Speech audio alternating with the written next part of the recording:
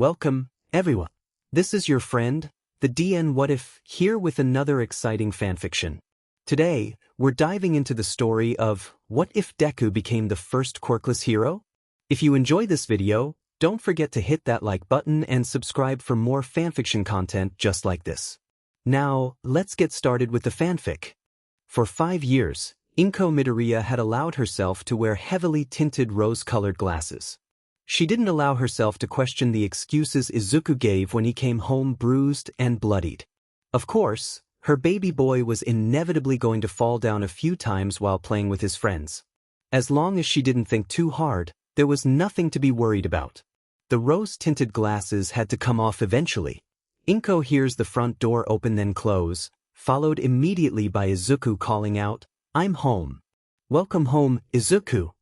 Inko calls back, smiling softly as she waits for Izuku's usual reply of the events of his day.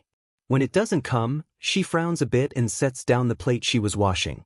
After pulling off the rubber gloves, Inko heads into the hallway to check on her son.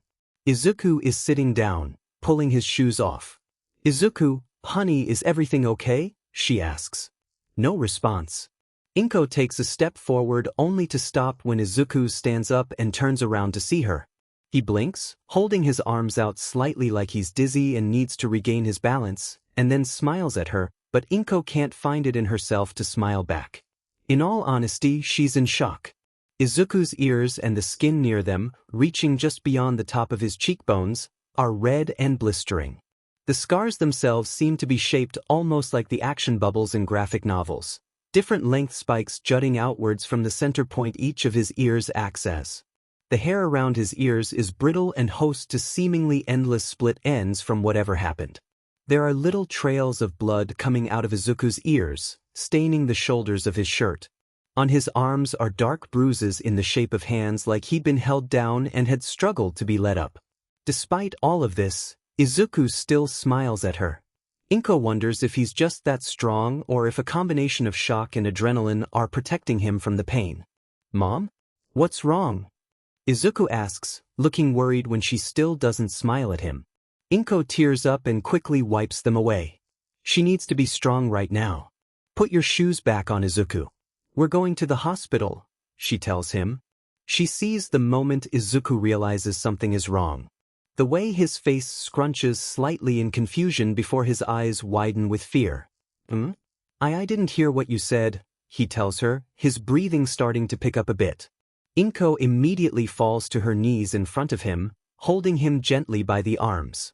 "Deep breaths, honey," she says. She takes an exaggerated breath, symbolizing the action by taking one of her hands and raising it from her navel to her chest. Then she does an equally exaggerated exhale, moving her hand downwards from chest to navel. After a few seconds, Izuku understands what she wants. He grabs her hand, gripping it tightly as he breathes deeply with her. Once he's calm, Inko points to Izuku, then to the spot on the floor, and then holds a finger up as she says, "Stay here for a moment. I'll be right back." She waits for Izuku to nod before smiling reassuringly and getting up. Inko heads into Izuku's room and grabs a spare backpack. It's All Might themed and beat up from years of use. She packs a few notebooks, some changes of clothes, and 2 plush heroes, All Might and Present Mike, before zipping the bag up. Once that's packed, Inko grabs a few snacks from the kitchen. She doesn't know how long they'll be at the hospital and she doesn't want Izuku to get hungry. Her purse is the final thing and then she's back in the entryway with Izuku. While she was gone, Izuku had pulled his shoes back on. He's staring down the hall, obviously waiting for her if the way he lights up is any indication whatsoever. Inko forces herself to smile for his sake. She crouches in front of Izuku, pulls out a notebook and a pen, and writes, "Izuku, honey, I think your ears must be hurting a lot, so we're going to go to the doctor to get them checked." Izuku reads over the message she shows him twice before slowly nodding. "Okay, Mom," he says, looking up at her. He blinks and frowns, crossing his eyes to look down at his mouth. Izuku raises a hand to his lips and once again says, "Okay, Mom." It takes a moment for Inko to realize that Izuku must not be able to hear even himself right now. She gently grabs his hand and squeezes it before writing, "I can hear you, Izuku." Put on your bag and let's get going.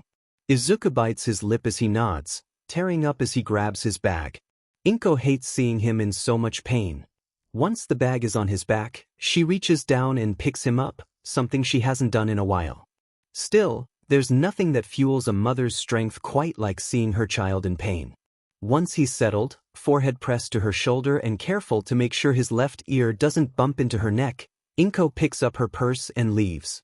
She locks the door behind her, double-checking out of habit before getting a determined look and heading to the nearby hospital. For hours. It had taken 4 hours for a doctor to come into the room Izuku had been placed in. Granted, nurses had seen the state of his ears and got to work disinfecting and wrapping them as best they could, but still. 4 hours. Inko supposes she should be more understanding, given the fact that a villain with a disastrous quirk apparently attacked nearby. But what's 30 people with broken bones when her child can't hear? Inko forces herself to take a deep breath when Izuku tugs on her sleeve and gives her a worried look. He's already stopped talking, too disturbed by the inability to hear his own words. She smiles gently and glances at the clock. 4 hours is much too long to just sit around in a room. She picks up the pencil lying on top of the notebook between them. I'm going to go ask a nurse if we can take a quick walk. Just to get a stretch in.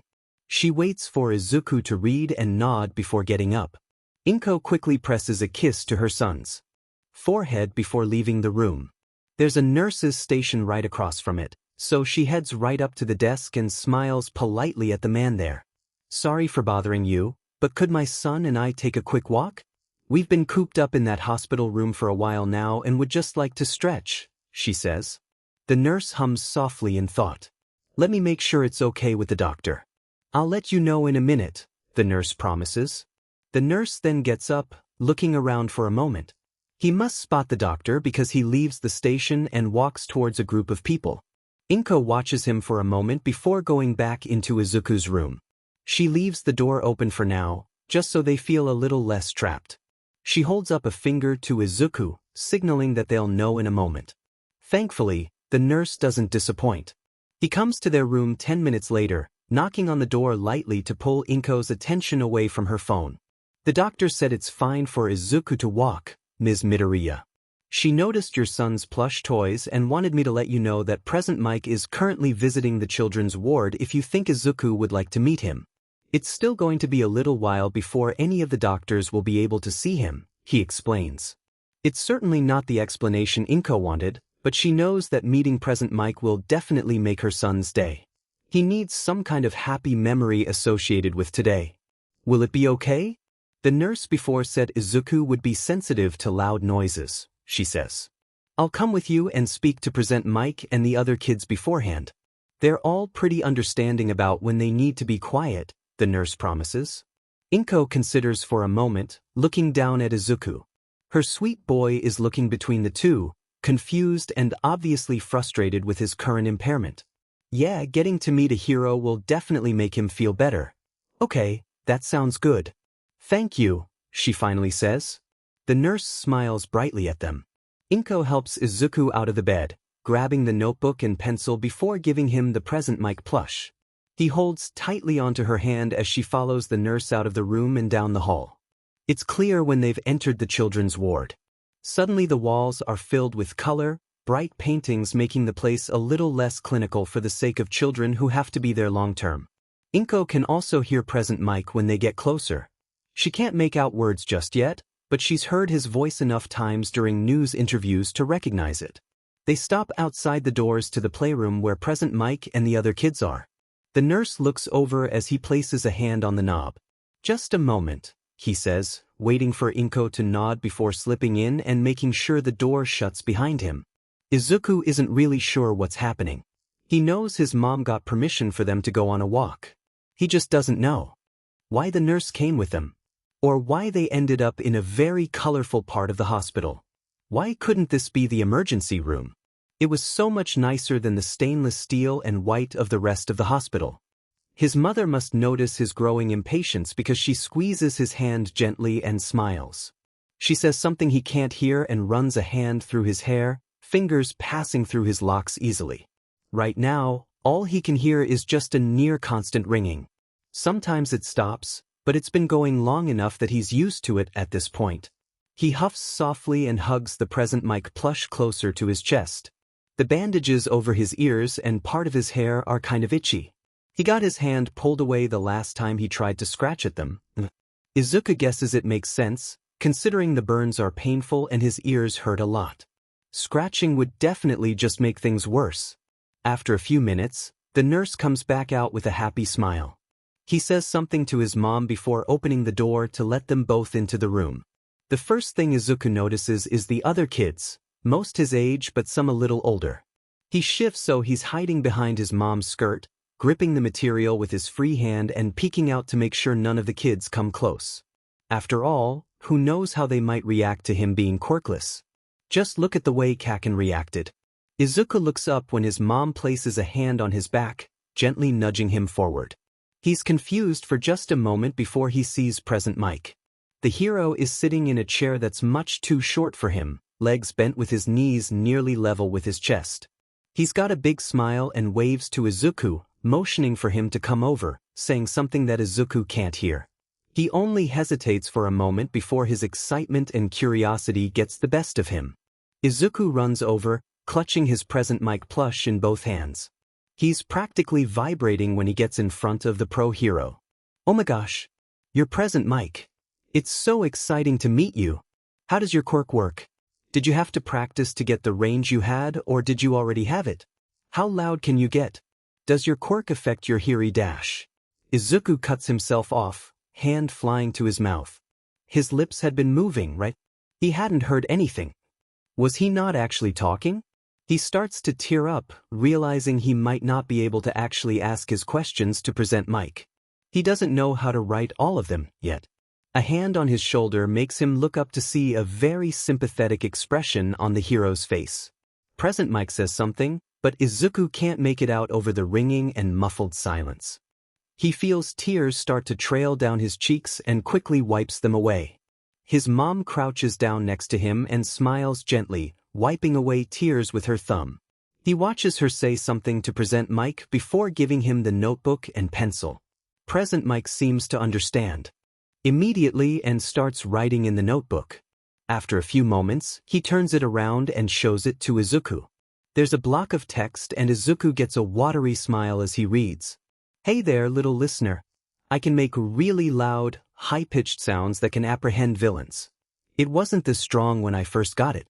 A lot of time was spent developing it and making the handy device around my neck to help me direct the sound waves. The support item does a lot of the work, actually. My voice gets loud enough to make people's ears bleed, including mine. So I'm actually deaf in both ears and use hearing aids." Izuku blinks when he reads that last sentence and looks up with wide eyes. He tilts his head, trying to see present Mike's ears. There are little devices in his ears, a small green light blinking in the middle of them. "Whoa, I didn't know you had those," he says. He can feel the vibrations of the words in his throat, something he's just now realizing. Izuku presses his fingers to his throat. "Did you lose all your hearing?" he asks, lighting up a bit when he realizes he can, indeed, feel the vibrations of his words. He knows for sure now that he's definitely talking. Hopefully the words still sound right. Present Mike laughs, somehow realizing what Izuku has just discovered and looking proud of him. It's a weird feeling, knowing that a pro hero is proud of you. Still, it's the best feeling he's had in a while. He once again watches the pro hero write in the notebook. When he turns it around, Izuku reads, "You're pretty smart, little listener. I lost pretty much all my hearing, so I had to learn sign language. Would you like me to teach you some?" Izuku blinks at the words, processing them for a moment. He grabs the notebook, squinting at the words just to make sure he's reading them right. Then his head whips up and he nods excitedly. "Please," he says, bouncing again. Out of the corner of his eye, he can see the first genuine smile his mom has had all day. What follows is almost 2 hours of present Mike teaching Izuku and the other kids some basic phrases in sign language. His mom writes the word being signed in the notebook, holding it up so they can all see it as present Mike does the actual signing. By the end of the lesson, Izuku is able to sign mom, hungry, thirsty, tired, please, thank you, good night, good morning, and love. Izuku soaks it all up as fast as he can, wanting to learn even more. He's never considered that there may be a way of actually talking without having to speak. It's exciting to know he isn't confined only to reading messages that people write. They only leave because that nurse comes back and says something to his mom. She looks slightly relieved and turns to Izuku after writing. The nurse says the doctor is back and ready to see us now. Say goodbye to present Mike, Izuku. Izuku slumps a little but nods anyway. He goes up to present Mike and tugs on his sleeve. When the pro-hero looks down, Izuku signs, goodbye. He gets a blinding smile and a goodbye in return. The present Mike asks his mom something, receiving the journal a moment later. He writes on a new page before handing it back to Izuku's mom, whose eyes widen at reading the words. As curious as he is about what present Mike wrote, he doesn't get a chance to ask because the nurse is motioning for them to hurry along. So he just waves to present Mike, who grins at him and ruffles his hair, before running over to his mom and taking her hand. He decides, as they walk away and the walls turn white and boring once more, that present Mike is pretty cool. Maybe not as cool as All Might, but definitely the second coolest hero Izuku knows about. He hugs the plush closer to his chest, unable to help his happy smile. When he looks up, his mom is smiling too. She glances down at the notebook every so often and Izuku is just barely able to see a string of numbers on the page. He's not sure what it means, but it must be something good. It feels like things are finally starting to look up. Your son has tinnitus, which is either a constant or a come-and-go ringing in the ears. He also has permanent hearing loss in both ears, but it's not so bad that he can't use hearing aids. They'll be able to help a bit, but he still won't be able to hear all that well. The scarring on and around his ears is also going to be permanent. The bruises on his arms, at least, will fade with time. Inko feels an intense déjà vu as she stares at the doctor, hearing the words but not registering. She slowly looks over at Izuku, who hadn't noticed the doctor's entrance and is writing down notes about present Mike in his notebook. It's just like when they were told he was quirkless. Inko's heart aches and she reaches up, clenching the fabric of her shirt over her heart. Why does the world have to be so cruel to her baby? How did the damage happen? Inko asks, looking back over at the doctor. Before she answers, the doctor flips through pages in a folder she'd brought in with her. Inko supposes it holds all kinds of charts she wouldn't know how to read. She wishes she could, though.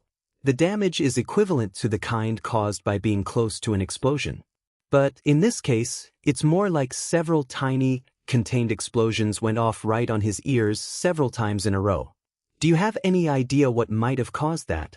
She asks, looking up at Inko. Inko stares at the doctor, feeling dread in the pit of her stomach. Of course she knows. She doesn't want it to be true, though.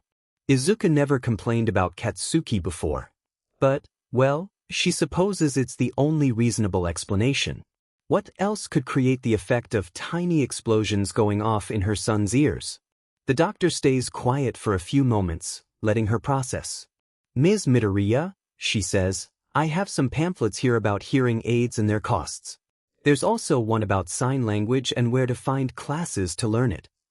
When the pamphlets are held out to her, Inko takes them. She's working on autopilot right now.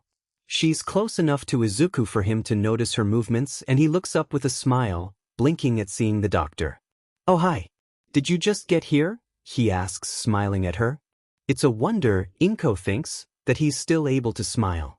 She reaches over and takes the notebook, making sure to use a new page to write.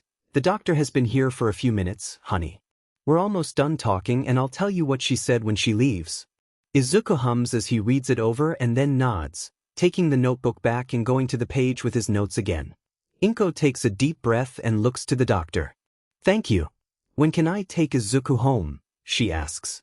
Well, we'd like to keep him overnight, just to make sure he's still doing okay. If nothing has happened by morning, you're free to go. I'll also be sure to have a nurse show you how to change his bandages, the doctor says.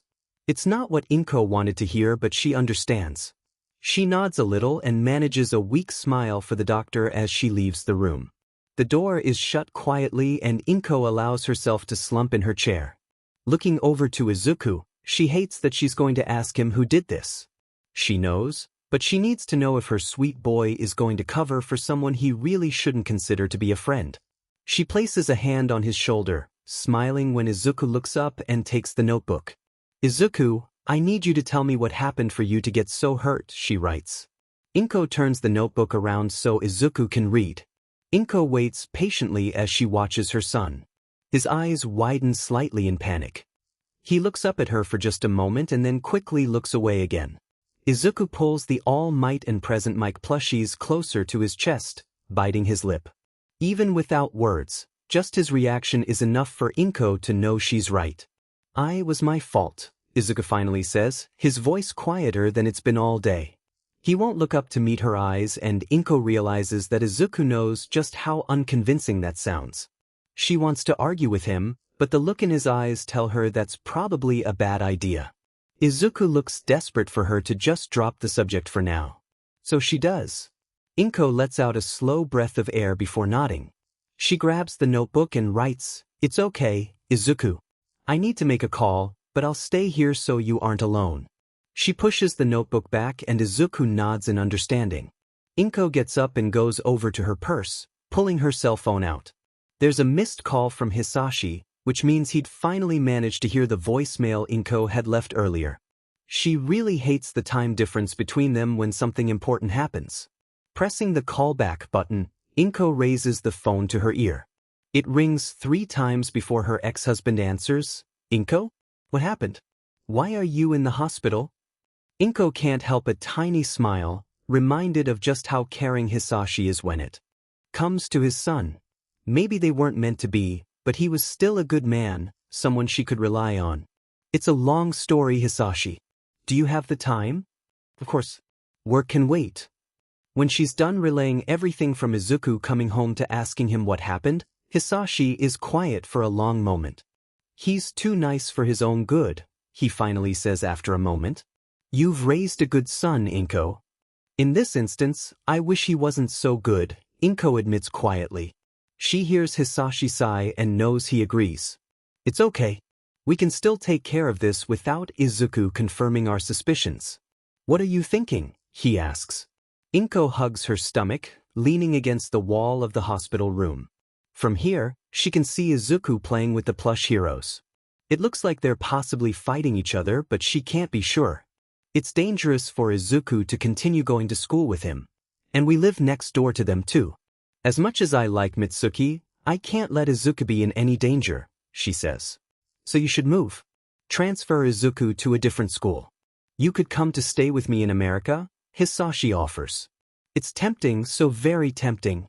But Inko doesn't want to uproot their lives that much. She wants to stay in Japan, where she's comfortable and feels more confident in her decisions. "Thank you, Hisashi, but I think we'll just move to a different part of the city," she replies. Hisashi hums. "Let's divide and conquer, Inko. You look for a new school. Once you find one, text me the information and I'll find you a good home near it," he says. It feels like too much to ask, but Inko needs things to be a little easier for her right now. "Okay, Hisashi. I'll start looking once we get home tomorrow. Thank you. I know this is a lot and I really appreciate your support," she says. The line is quiet for a moment before there's a soft huff of laughter. "You make it sound like this is a bother. He's my son too, Inko, and I care about both of you. If there's something I can do to help, then I'm happy to do it." Inko gets a genuine smile at that. Granted, it's still small, but it's genuine. "You're right. I'll let you go now. Thank you again." "Of course, Inko. Give Izuku a hug for me." With that, the line clicks and Inko lowers the phone from her ear. She takes a deep breath and slowly lets it out, feeling lighter than she has all day. Things are going to work out, she's sure of it. Maybe it'll take a while and the road will be bumpy, but everything is going to work out in the end. She'll do everything she can to make sure Izuku is never hurt like this again. His mom is asleep now and Izuku thinks she really deserves the rest. A nurse had just come by to take their empty dinner trays, which means there shouldn't be anyone else coming for a while. Since his mom was already asleep when the nurse came, Izuku smiled and made sure to thank the nurse for her. Now, though, the door is closed again and she looks peaceful for the first time today. Doesn't think the couch looks very comfortable, but sleep is sleep. Izuku looks away from his mom and down at the notebook. For once, writing hero notes in it doesn't feel very appealing. He feels restless, like he's been cooped up in this room for way too long. The only thing that can help is going around for another walk. Maybe, if he's careful enough, he won't disturb his mom and will be able to sneak out. Very carefully, Izuku lifts the blankets off him and sets them aside. He can't really hear if he's making any noise, but if he moves slowly and carefully, then he should be good. Getting out of the bed is a bit harder since he can feel it move and possibly creak. He checks to make sure his mom is still sleeping once he's standing, relieved to see she is. Izuku grabs the present Might and All Might plushies. He glances between the two and then sets the All Might one next to his mom's head. All Might is a great hero, and he'll only trust the best when it comes to protecting his mom. He smiles a little and then slips out the door, double-checking that she's still asleep before shutting it. Seeing people moving around, talking to each other, but being unable to actually hear them is unnerving. All Izuku can hear is that faint ringing. It had stopped earlier, but it's back now. He wonders if anyone else is hearing it. Maybe it's normal or there's some kind of non-emergency related alarm going off. Either way, nobody seems panicked about it, so it must not be important. He decides to try finding the children's area again. Maybe some of them will still be up and he can play. They were all pretty nice and there was even another Quirkless kid there, a girl with orange hair and bright eyes and an 4 attached to her arm. She was really nice and yelled at another kid who apparently tried to make fun of them. The hospital feels bigger and more confusing now, though. There's no nurse to guide him and his mother isn't there to hold his hand.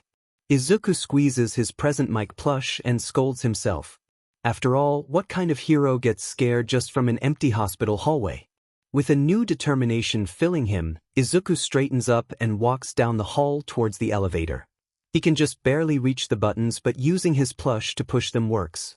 Izuku looks over the directory, seeing a lot of kanji he doesn't really recognize. Finally, he sees the one for children and pushes the button for the 5th floor. The elevator jolts and Izuku stands in the center of it, waiting patiently. He watches the numbers climb, going from 2 to 5. The elevator jolts once again when the number stops at 5. It probably dings, but he only knows that from having been in an elevator before. When the doors open, he smiles and steps out, proud of himself for getting this far. The next challenge, though, is figuring out which hallway to take. One of them will lead to the children's area and the other will just make him even more lost. Izuku looks at the sign for the left hall and then the right hall. It's a bit too high up for him to see clearly and he huffs. "Which way?" he whispers. At least he thinks it's a whisper. He doesn't feel any vibrations in his throat from the words. The decision is made for him when he notices a group of nurses walking down the right hallway. They're coming towards the elevator and Izuku knows enough to know that he shouldn't be out of his room. He turns and heads down the left hall, turning the corner as quickly as he can to avoid being seen. After a few seconds that he spends standing utterly still and holding his breath, he peeks around the corner. Izuku doesn't see anyone and he slumps with relief. So far so good. He looks around the hall he's in, noticing that it ends in an area a lot like where his room is. The space is like a huge square. In the middle is the nurses' station where 2 nurses are currently on the computers. Around them, along the walls, are doors that lead to patients' rooms. A few doors are open and Izuku's curiosity gets the best of him, making him take a few hesitant steps to see what kind of patients are being held in this area of the hospital. Both of the nurses are facing away from Izuku, so he sticks to open doors on this side of the space. The first one is empty, making him pout at the possibility of them all being empty. Still, he tries the next one and isn't disappointed. This room is a lot different from his. It looks like it's meant for people who have to stay for a long time. The person inside is sitting at a table in front of a large window. Izuku stares at the pretty lady with white hair. He's not really close enough to see her eyes, but he can just tell that she's really sad. It reminds him of when he's sitting at lunch and gets hit with the sudden and undeniable fact that nobody is sitting with him, that he's eating alone again. Izuku must make a sound or something, because the woman suddenly tenses and looks over at the door, blinking when she sees Izuku standing there. He can see her eyes now. They're a pretty gray and the loneliness in them makes him ache with familiarity. Her mouth moves and Izuku realizes she's talking, but he doesn't know what she's saying. When he doesn't move from the doorway, she looks confused and speaks again, this time motioning for Izuku to come inside. Okay, that he can understand. He slips into the room and glances at the door for a moment before hesitantly walking over to the woman. Izuku looks up at her shyly, stopping a few feet away. She has a kind smile, one that reminds him of his mother and puts him at ease. Her lips move again and he shakes his head. I'm sorry. I can't hear anything, he says, hoping his voice is quiet. The vibrations in his throat didn't feel too strong, so he thinks he did all right. This makes the woman pause, though, and she nods. She motions for Izuku to sit in the empty chair as she gets up and goes over to the bed. Izuku watches her for a moment before climbing up into the chair. He sets the present mic plush in his lap as she takes out a small notepad from a drawer in the nightstand. She comes back over to the table and sits down. Then she writes, "My name is Rei. What's yours?" Izuku blinks and looks up. Rei is smiling at him once more. She looks kind of tired, something that he only notices now that he's closer. "Izuku," he says. "Hi, Izuku. Does your mother know where you are?" Izuku frowns slightly and looks down at the table before shaking his head. He knows he probably shouldn't have left like that, and he's only now realizing how worried she might be if she wakes up to find him gone. Still, he needed to get out of that room so badly. "No. She's sleeping right now," he replies. "I see. Why did you leave your room?" "I've been in it all day and I felt trapped. I needed to get out for a bit." "That's okay. What brought you to the hospital, sweetie?" Izuku curls in on himself a little at that question. He glances up at Rei and sees only concern in her eyes. There's none of the desperate hope that his mom had when she'd asked him what had happened. He knew that she didn't want to really know what Kaken had done, so he hadn't told her. But Rei doesn't know Kaken and she doesn't know him. She's just someone who seems genuinely concerned and wants to talk to him. "I was playing and got hurt. My ears are burned really bad. Mom said the doctor said I'd lost my hearing forever," he explains. He looks down at the plush and idly tugs on the hair of it, needing something to do with his hands. A really cold hand settles on his arm and Izuku looks up. There's some weird emotion in her eyes that Izuku can't really place. Maybe sympathy? Or regret? He doesn't know, but he thinks it's what motivates her to hug him gently. She pulls away a second later and cups his cheek for a few seconds before dropping her hand. "Do you know what ice sculptures are, Izuku?" Izuku blinks at the random question and looks up. He doesn't really get any explanation from her face, so he decides to go with it. "Yeah," he says. Rei nods a little and cups her hands in front of her, brows furrowed in concentration.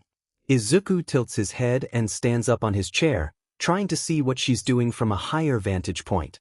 She gets a soft, amused smile at that.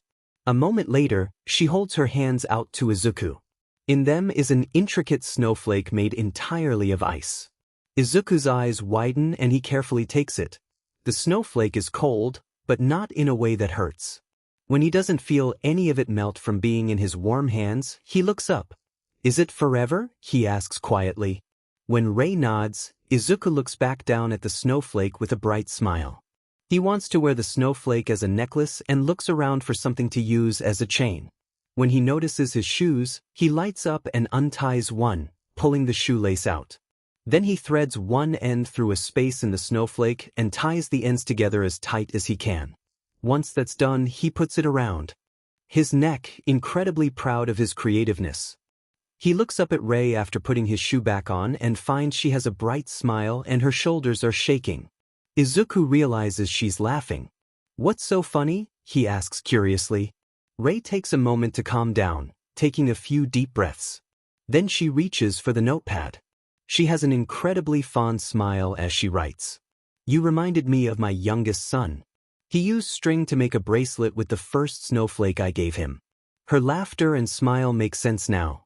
Izuku nods a bit and looks up at her. "Do you get to see him a lot?" he asks. Rei looks sad when she shakes her head. Izuku looks down, feeling bad for causing her to be upset. Well, he guesses a change in the subject might help. "Can I ask you questions about your quirk?" When Rei nods, Izuku lights up, straightening in his chair. The snowflake feels cool in a comforting way. It won't ever melt, which makes it one of the most reliable things in Izuku's life right now. The weight of it makes Izuku smile as he asks his questions, Rei never getting impatient or frustrated when they just keep coming. Izuku isn't really sure how much time has passed when Rei suddenly stops and looks back over at the door. He blinks and turns in his seat, feeling guilt settle deep within him at the sight of his mother. She looks relieved beyond belief, like she just spent too much time wondering where her son was and if he was safe.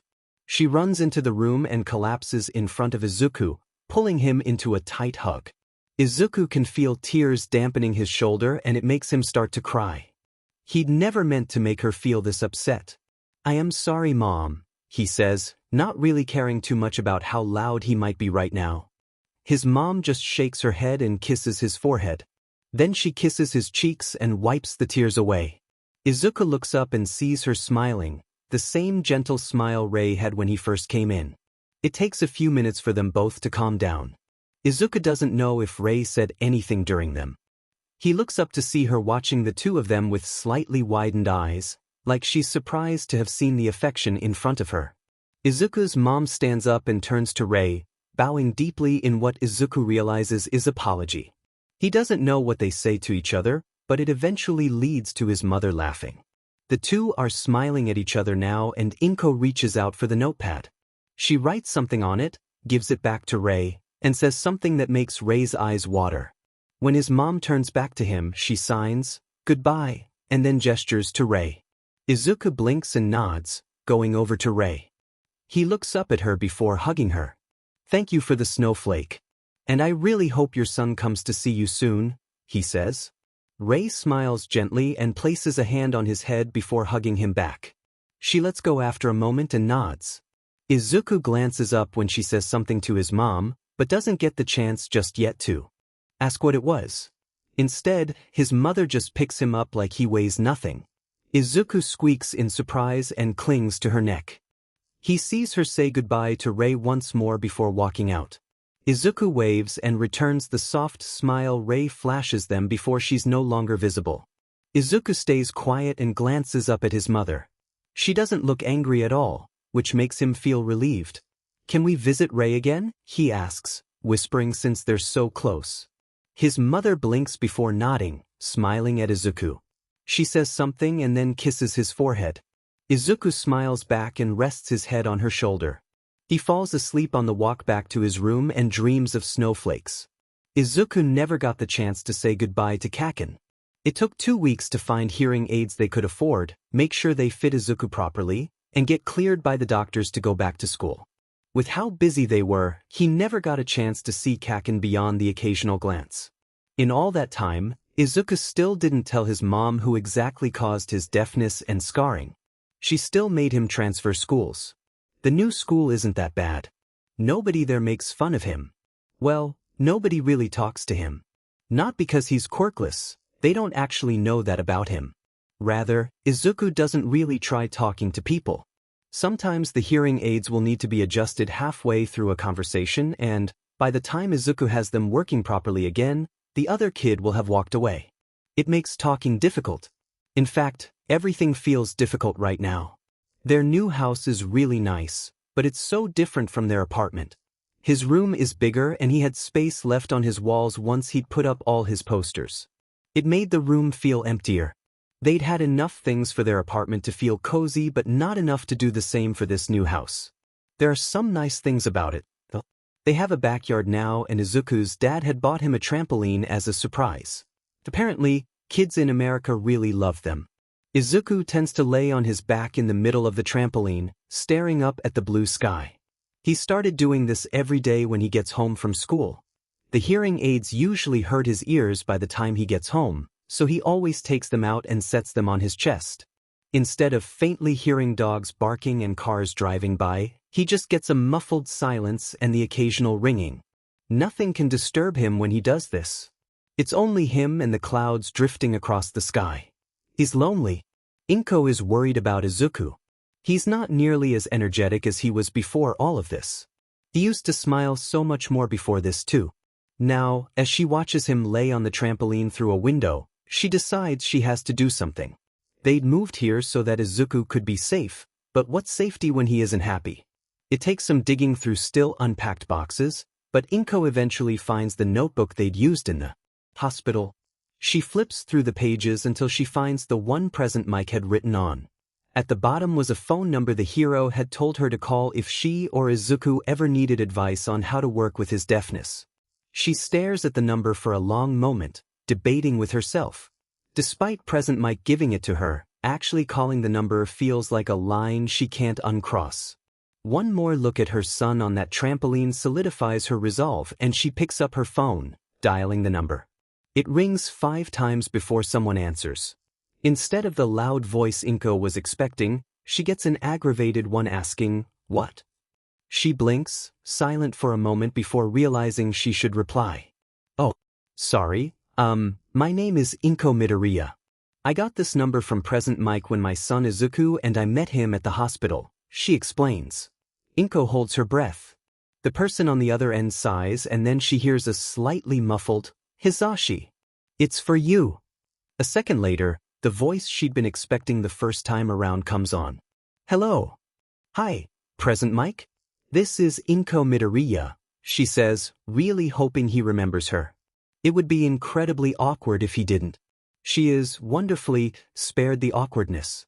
"Oh, how's the little listener doing?" he asks. "Well, that's what I was calling you about.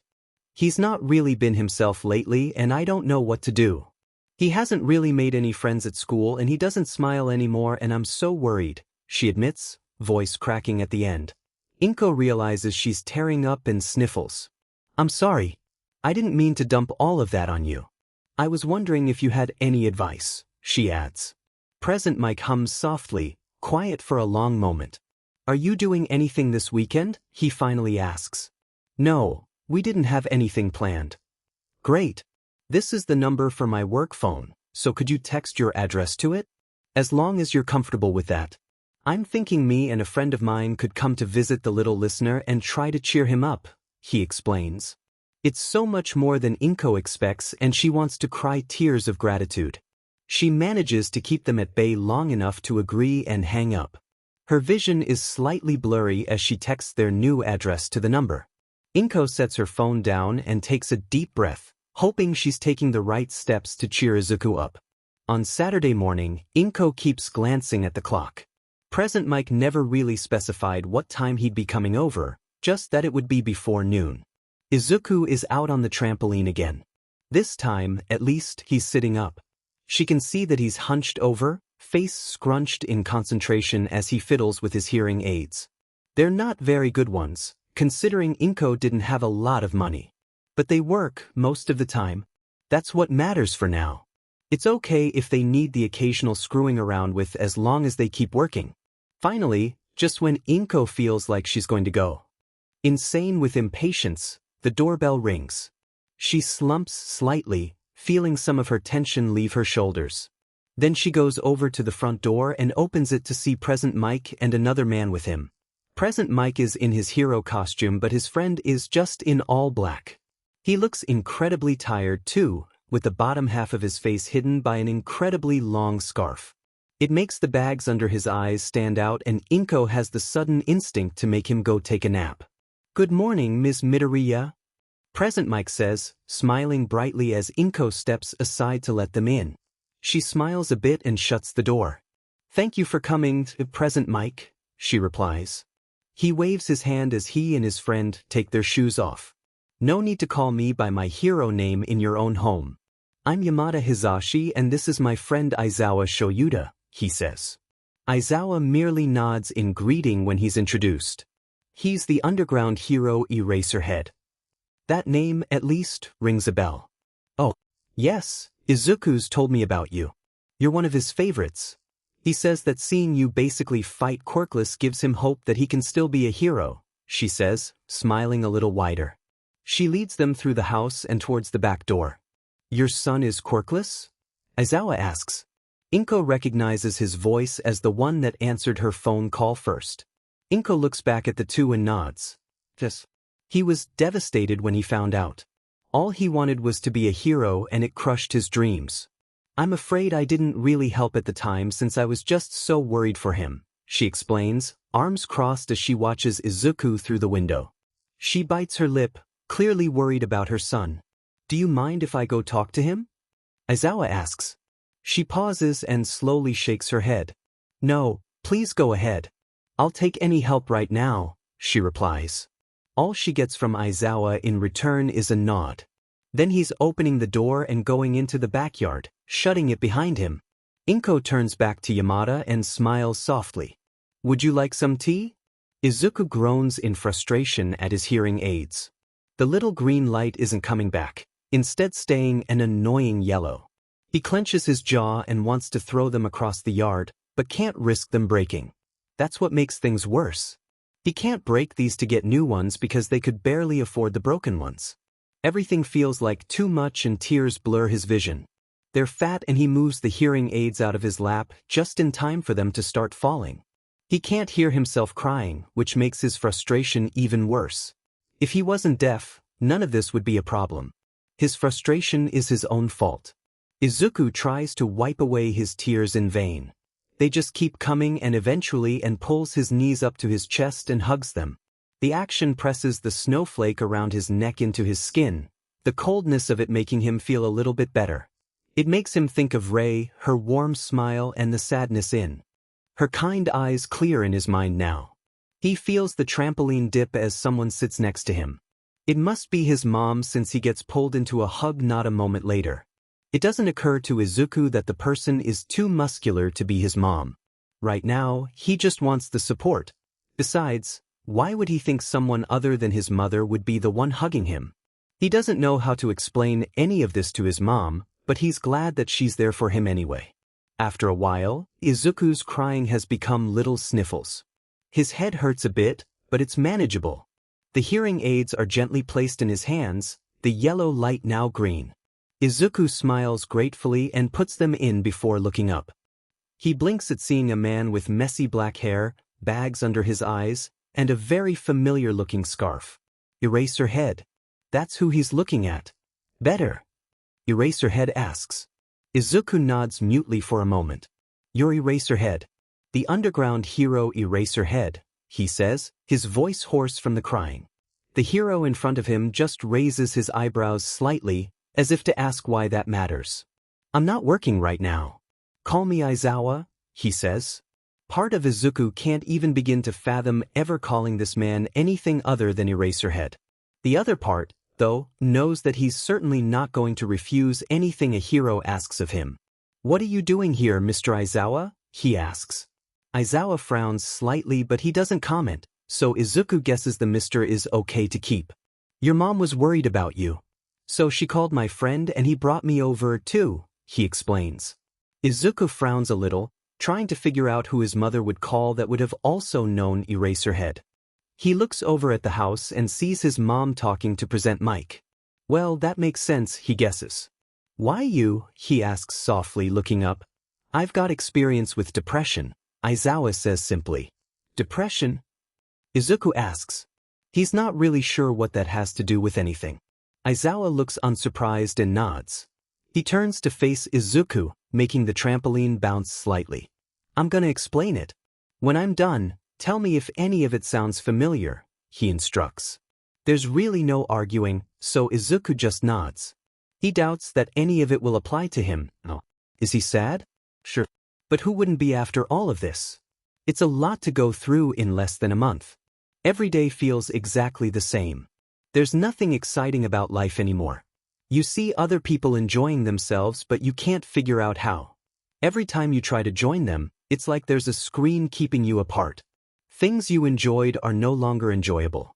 You want to be alone, but that also makes you feel worse. Small things build up and spill out in fits. Doing anything is too much to even think about, so you do nothing. Aizawa stares at Izuku when he's done talking. It's a lot to take in and Izuku hates to admit that almost all of it sounds similar to how he's currently feeling. He's depressed. Another thing to add to the pile. Part of him wants to cry again, but he's just so tired. For once, he doesn't really have the tears to spare for this emotion. This realization that there's just one more thing wrong with him just makes him lose all his energy. There's no point in trying anything, right? Why should he cause his mother the stress of watching him try to fix himself only to fail? I should run away, he says after a moment. Izuku stares at his lap, thinking about how he'd do it. Then he feels something wrap around his stomach. He blinks and looks up, seeing the scarf around Aizawa's neck is floating slightly and holding on to him. Aizawa looks annoyed. If you think running will make things easier on your mom, it won't. She'd be worried sick, he says. What am I supposed to do then? Izuku asks. Do you want to be a hero? Izuku blinks. Where did that question come from? It was so out of the blue that Izuku just feels confused now. I can't, he finally manages to say. Why not? Is Eraserhead stupid? Well, Izuku won't actually ask him, but he's tempted. It's perfectly obvious why he can't be a hero. I'm deaf, he points out. So is Present Mike. I'm quirkless. And? What do you mean and nothing? Quirkless heroes don't exist. Especially not deaf quirkless heroes, Izuku says. He's not sure why Aizawa isn't understanding this. Aizawa just sighs, shaking his head. Izuku thinks there must be some big thing he's just not seeing for the underground hero to be reacting like this. So be the first, problem child, Aizawa finally says. Izuku stares at Aizawa for a moment as things click together in his head. He looks away, eyebrows furrowing as he realizes what Aizawa is saying. Heroes didn't always exist. Somebody had to be the first, he says softly.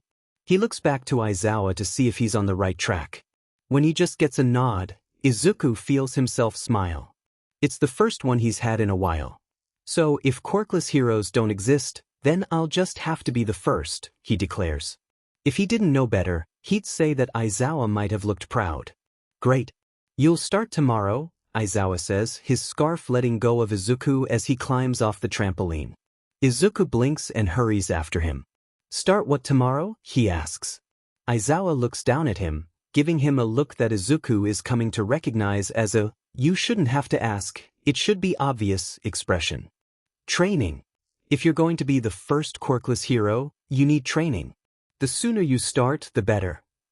Based on everything that just happened, Izuku can logically make the assumption that Eraserhead, underground hero Eraserhead, is offering to train him to become the first quirkless hero. That's ridiculous, though. Of course, he isn't, but he is telling him to start training. When they get inside, Izuku has an excited smile. He's going to ask Aizawa as many questions about how he should train as possible. Then he'll do the same with Present Mike. He's ready to tell his mom about it when Aizawa speaks before he can. I'm going to train Izuku.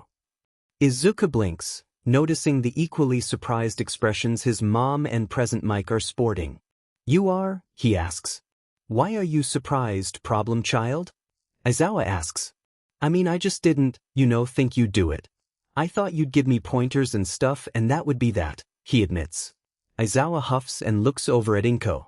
Izuku figures it's because he technically needs permission from his mother to train. He looks over with wide eyes and a hopeful smile. She looks between the two, biting her lip before sighing. I have conditions, she says. Of course, Aizawa replies. He goes over to the table and sits down next to Present Mike. Izuku hurries over and climbs into the chair next to his mom, practically buzzing with excitement. You teach him self-defense first. Naturally. He doesn't touch a weapon until he's 13. Okay. If his studies slip, he's stopping. Sure. And he needs to learn sign language. Present Mike perks up and grins.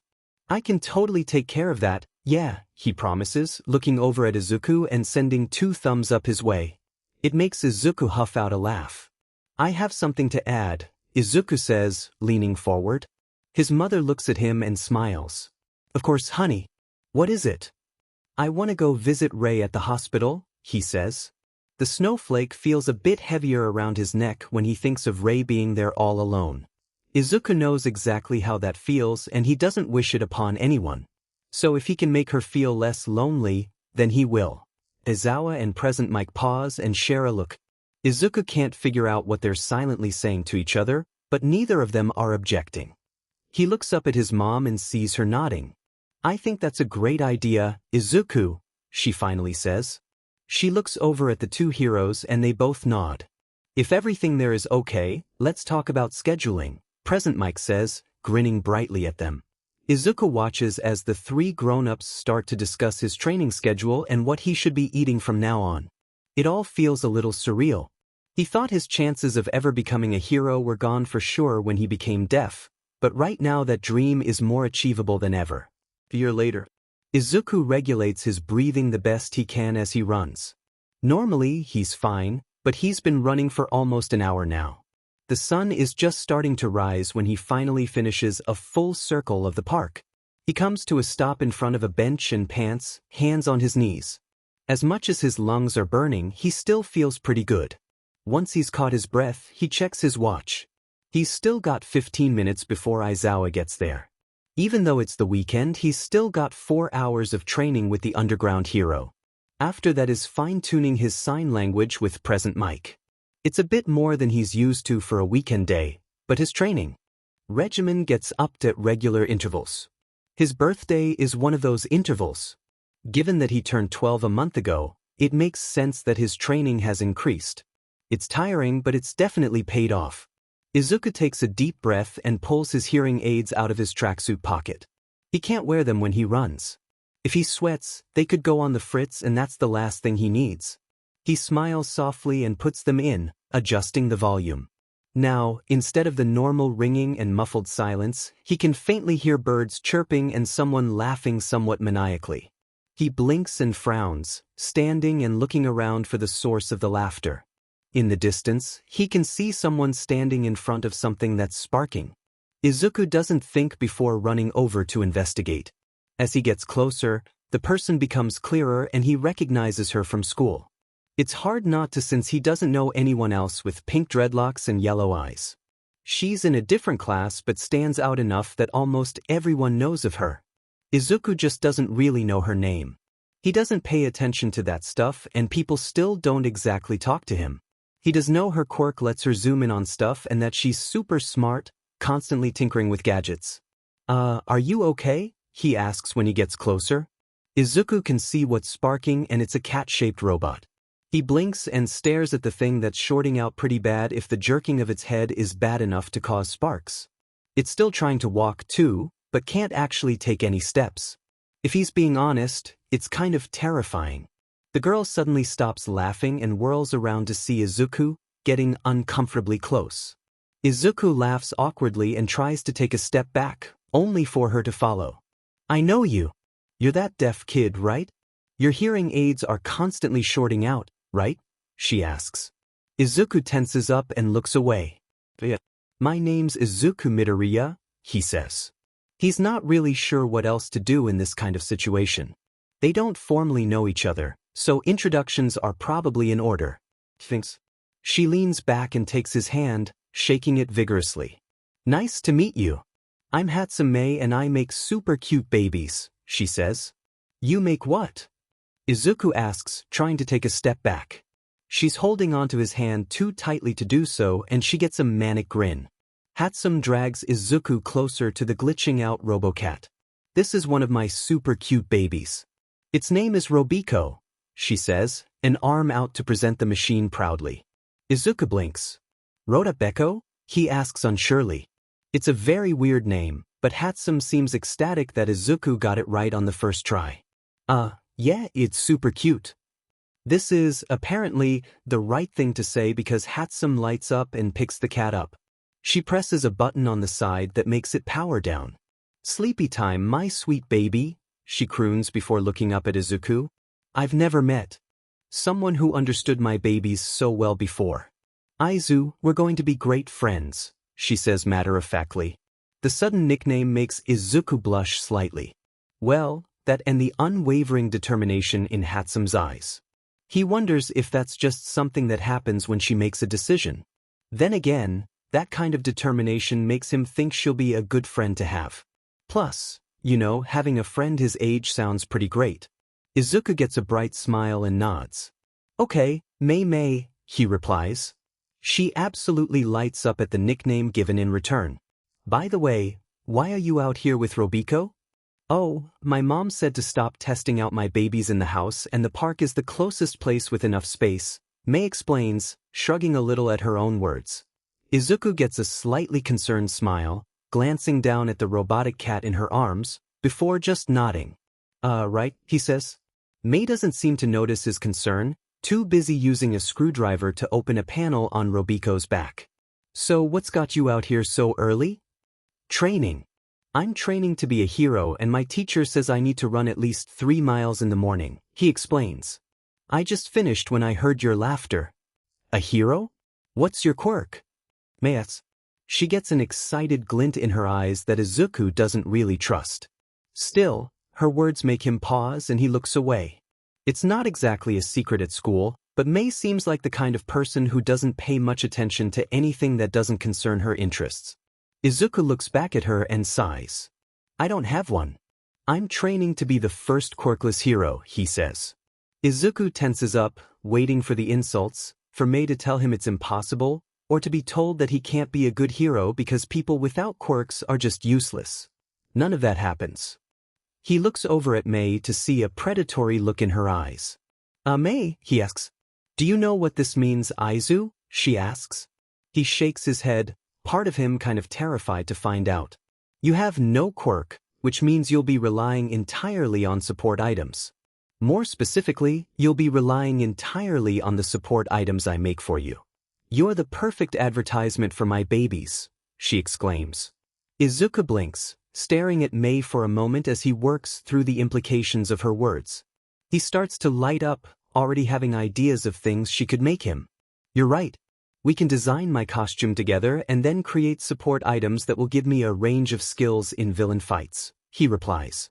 He watches her start to bounce a little in place and he wonders if he's doing the same thing. You'll become the #1 hero because of our teamwork. I create the gadgets, you use them to save people and defeat villains, and we'll create our own agency. Izuku gets ready to start spouting out ideas, but a scarf wraps around his head and yanks him back, making him cry out in surprise. Before any of that can happen, you need to continue training, problem child, Aizawa says. The scarf unwraps and Izuku looks up, pouting at him. I wasn't trying to skip out or anything, he promises. He straightens up and smiles brightly at Aizawa. This is Hatsume. Mei perks up and grabs at Aizawa's scarf, trying to inspect it even as Aizawa keeps moving it out of her way. I think you mean this is problem child #2, he replies, looking less than impressed. I'm going to make all of Aizu's support gear and together we'll become an unstoppable force of nature. Mei tells him, eyes lit up in a way that makes Izuku worry for a few seconds.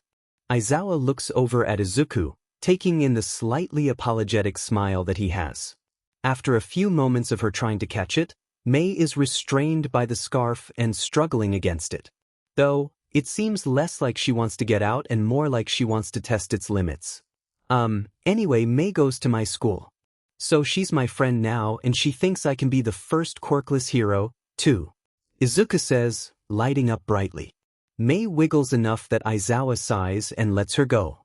Of course you can be the first quirkless hero. That's what I've been saying, he points out. Izuku blushes and looks away, fidgeting slightly. Well, yeah, but it's different hearing it from someone else, he says quietly. Aizawa sighs and Izuku hopes he isn't too annoyed with him right now. Even with 2 pro heroes backing you, it can still be hard to feel confident. Being quirkless just makes it worse sometimes. On bad days especially, he hears a particularly cruel voice calling him a Deku and calling his dream pointless. Yeah, I get it, problem child, Aizawa says after a moment. A phone starts to go off and Mei blinks, digging around in the pockets of her tool belt until she pulls her phone out. She reads through the messages there and sighs. Mom's calling me back home. Aizu, here's my number, she says, writing it on his arm with a marker she pulled out of the belt. Text me when you're done with training and we can start talking about all the wonderful babies I'm going to make you. With that, she picks up Robiko and salutes them before running off. Izuku waves after her with a huge grin before turning back to Aizawa. Good job on making a friend. Now run another 3 miles for making me wait, he says. Izuku blinks and groans, but knows better than to argue. He takes out the hearing aids, carefully placing them in his pocket. Once he's sure they're secure, Izuku breathes in and takes off running again. "Aizu, come home with me," Mei says, smiling brightly at Izuku. He blinks in surprise, noticing that a few of the other students have also paused in the hallway to look over at the two. Mei looks up at Izuku expectantly, not at all paying attention to their surroundings. Yeah, sure," he finally says. Mei positively lights up and grabs Izuku's arm, tugging him down the hall and towards the entrance. It's a good thing Izuku had already grabbed his bag. He doesn't think anything short of a villain fight could convince Mei to stop right now. "I fixed up Robico and I can't wait to see what you think of him now. Plus, we can start talking about the support items I'll be making for you. If you want to get good at using them by the time the UA entrance exam comes around, we need to get them done as soon as possible," she explains. Izuku blinks and nods a little. That actually makes a lot of sense. Even if he's got almost 2 years until the exam, he needs to use all of that time getting ready. Who knows how long it will take for Mei to perfect support items enough to be used at the exam. "You've really thought all of this out, Mei," he says brightly. The smile he gets in return is equal parts blinding and concerning. Izuku suddenly realizes that Mei probably hasn't had anyone get as excited about her inventions as she does. It's just like Izuku never had anyone his age support his hero dreams. He smiles, glad to be able to give Mei the support she deserves. After all, she's doing so much for him in return. "Hey, Aizu," Mei says, looking over at him, "why do you have a shoelace around your neck?" The rumbling of the train makes it a bit hard for him to focus on Mei. It's so loud and making his ears hurt enough that he's tempted to pull the hearing aids out. "What?" he asks. She huffs and reaches over, tugging on the shoelace around his neck. Izuku blinks in surprise, raising a hand to stop her as she pulls the snowflake out from under his shirt. He watches for her reaction, not really expecting her to lean closer to inspect the snowflake. "It's, from a friend," he says quietly. "How's it not melting? It feels cold to the touch. Do they have an ice quirk or something? Will it break or is it super strong?" Mei asks. Even though she's closer now, she doesn't lower her voice. It makes it easier to hear her over the train. Izuku can't help lighting up at her questions. They're some of the same ones he'd asked Rei when he first met her. "That's her quirk. It won't melt, but it can break. I try not to wear it on training days, but I find it comforting," he explains. "Then what's with the shoelace?" she asks. "Well, I met her in the hospital Mom took me to after my accident," Izuku explains, gesturing vaguely to his ears. "I wanted to wear it right away but only had my shoelaces to put it on." Mei looks up at him, letting go of the snowflake but not pulling away. He tucks it back under his shirt, watching the way she's now staring at his ears. "How did your accident happen anyway, Aizu?" He blinks and frowns at the question. He hates it. Why can't people just let him forget about the reason he's deaf? He never wants to think about Katsuki again. Besides, he knows Mei has asked his mom the same question before. She won't get a better answer from him. "It happened at my last school. Somebody and their friends held me down and they did this. It's in the past though," he says, shrugging. He gets a frown in return, but Izuku doesn't care too much. He shrugs at her and looks out the window of the train to watch the city go by. Thankfully, Mei doesn't ask about his ears again. Mei's room is pretty close to what Izuku thought it would be. The bed is pushed into the corner by the closet and the rest of the room is a workshop. Blueprints cover the walls and the desks are filled with tools and half-finished projects. Mei goes over to one of the tables and sweeps everything off of it, slamming down some blueprint sheets on the now clean surface. "Talk to me, Aizu. Tell me about your deepest desires and the heroes you look up to," she says, watching as he sits on the bed. That dangerous glint is back in her eye and Izuku is suddenly glad they're on the same side.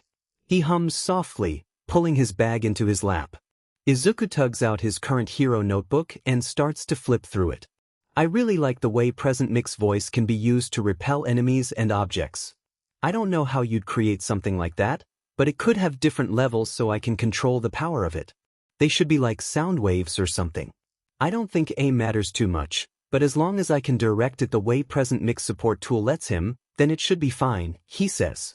Mei cuts him off by sliding a filled-up sheet off of the desk and nods. Izuku stares at how much she was able to get down from just a few sentences. He doesn't quite understand all of the stuff written on the page, but he's impressed by the speed of her thoughts and writing. Okay, on to the next one, Aizu. Izuku flips the page and grins a bit. This is one of the ones he's excited about, actually. This one is based on an American hero called Daredevil. He's got these nunchucks that can snap together and create a staff. So when Aizawa lets me choose a weapon, I'm going to use the bow staff. That's a bit longer than what Daredevil's nunchucks become, but it's great for long-range attacks. Maybe it could also be collapsible too? Kind of like a folding cane so I can carry it on my utility belt?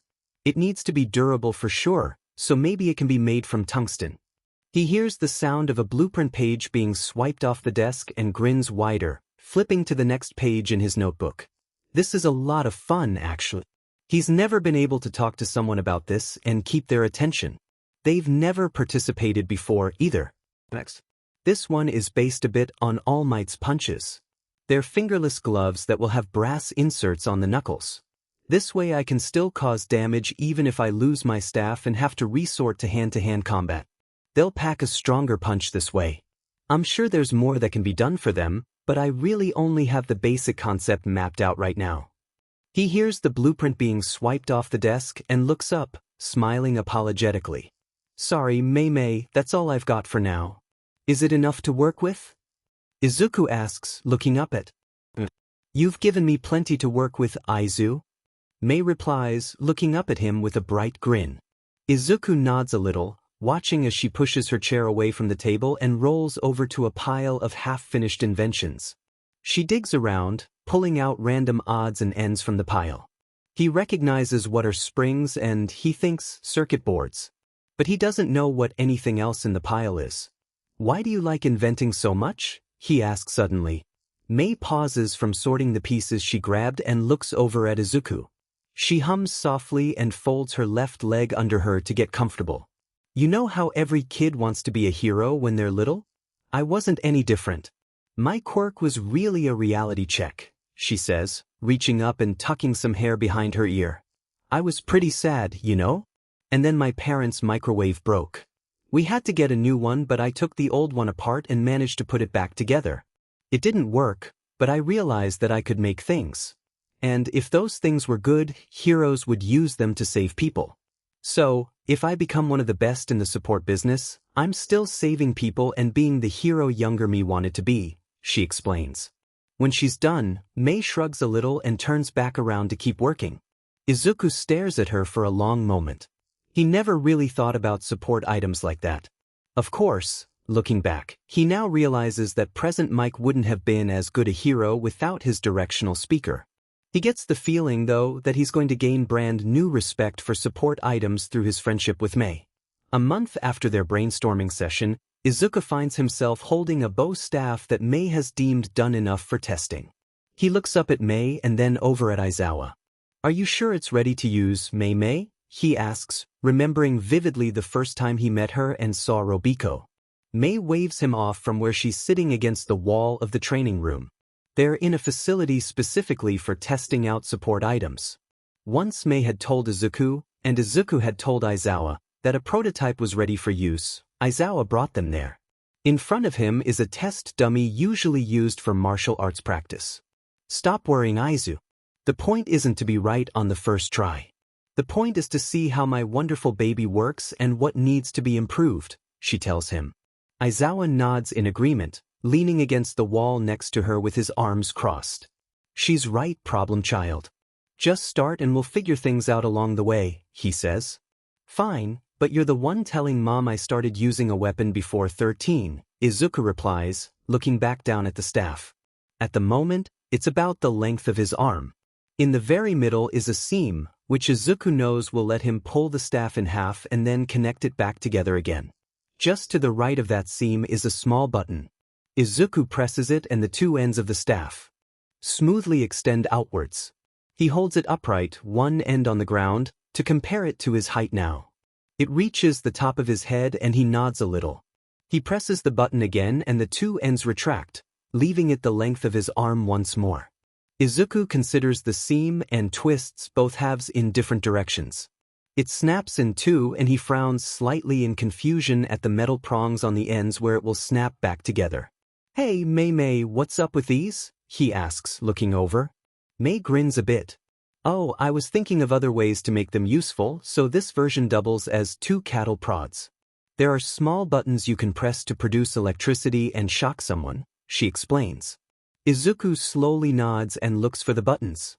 He finds them and sets the left half down, holding the right half away from his body. When he presses the button at first, nothing happens. Then there's a spark and the electricity travels up the rod and into him, shocking Izuku painfully and making him drop the club. His hearing aids start to short-circuit, creating a painfully high-pitched ringing that makes him gasp. Izuku quickly pulls them out, tugging on his ears and irritating the burn scar because of his rush. The world goes silent when he pulls them out. He quickly sets them on the training mat, watching them spark for a few minutes. A hand taps his shoulder and he jumps in surprise, looking up to see Aizawa. "Are you okay?" he signs. Izuku nods a little. "They shorted out. I think they'll be fine though," he replies. Aizawa nods and he turns to May, who's rapidly writing in a notebook. Izuku will later learn that, according to her, this was a pretty successful first test. Izuku sighs, looking down at the newest version of the bow staff. The last time he'd held it, his hearing aids shorted out. It had taken some work to fix, but he and his mom have been dealing with them long enough to know how to fix them. "Are you sure you got rid of the cattle prods?" he asks, looking over at May. She is, once again, sitting against the wall with Aizawa standing next to her. Of course. The point of support items is to help the hero, not hinder them. If electricity like that is going to mess up your hearing aids, it's gotta go, she explains. Izuku nods a bit and twists the two halves apart again. He's relieved to see no metal prongs in this version, so he moves on to testing how their weight feels. They feel solid enough in his hands and he nods. "What are they made of?" he asks.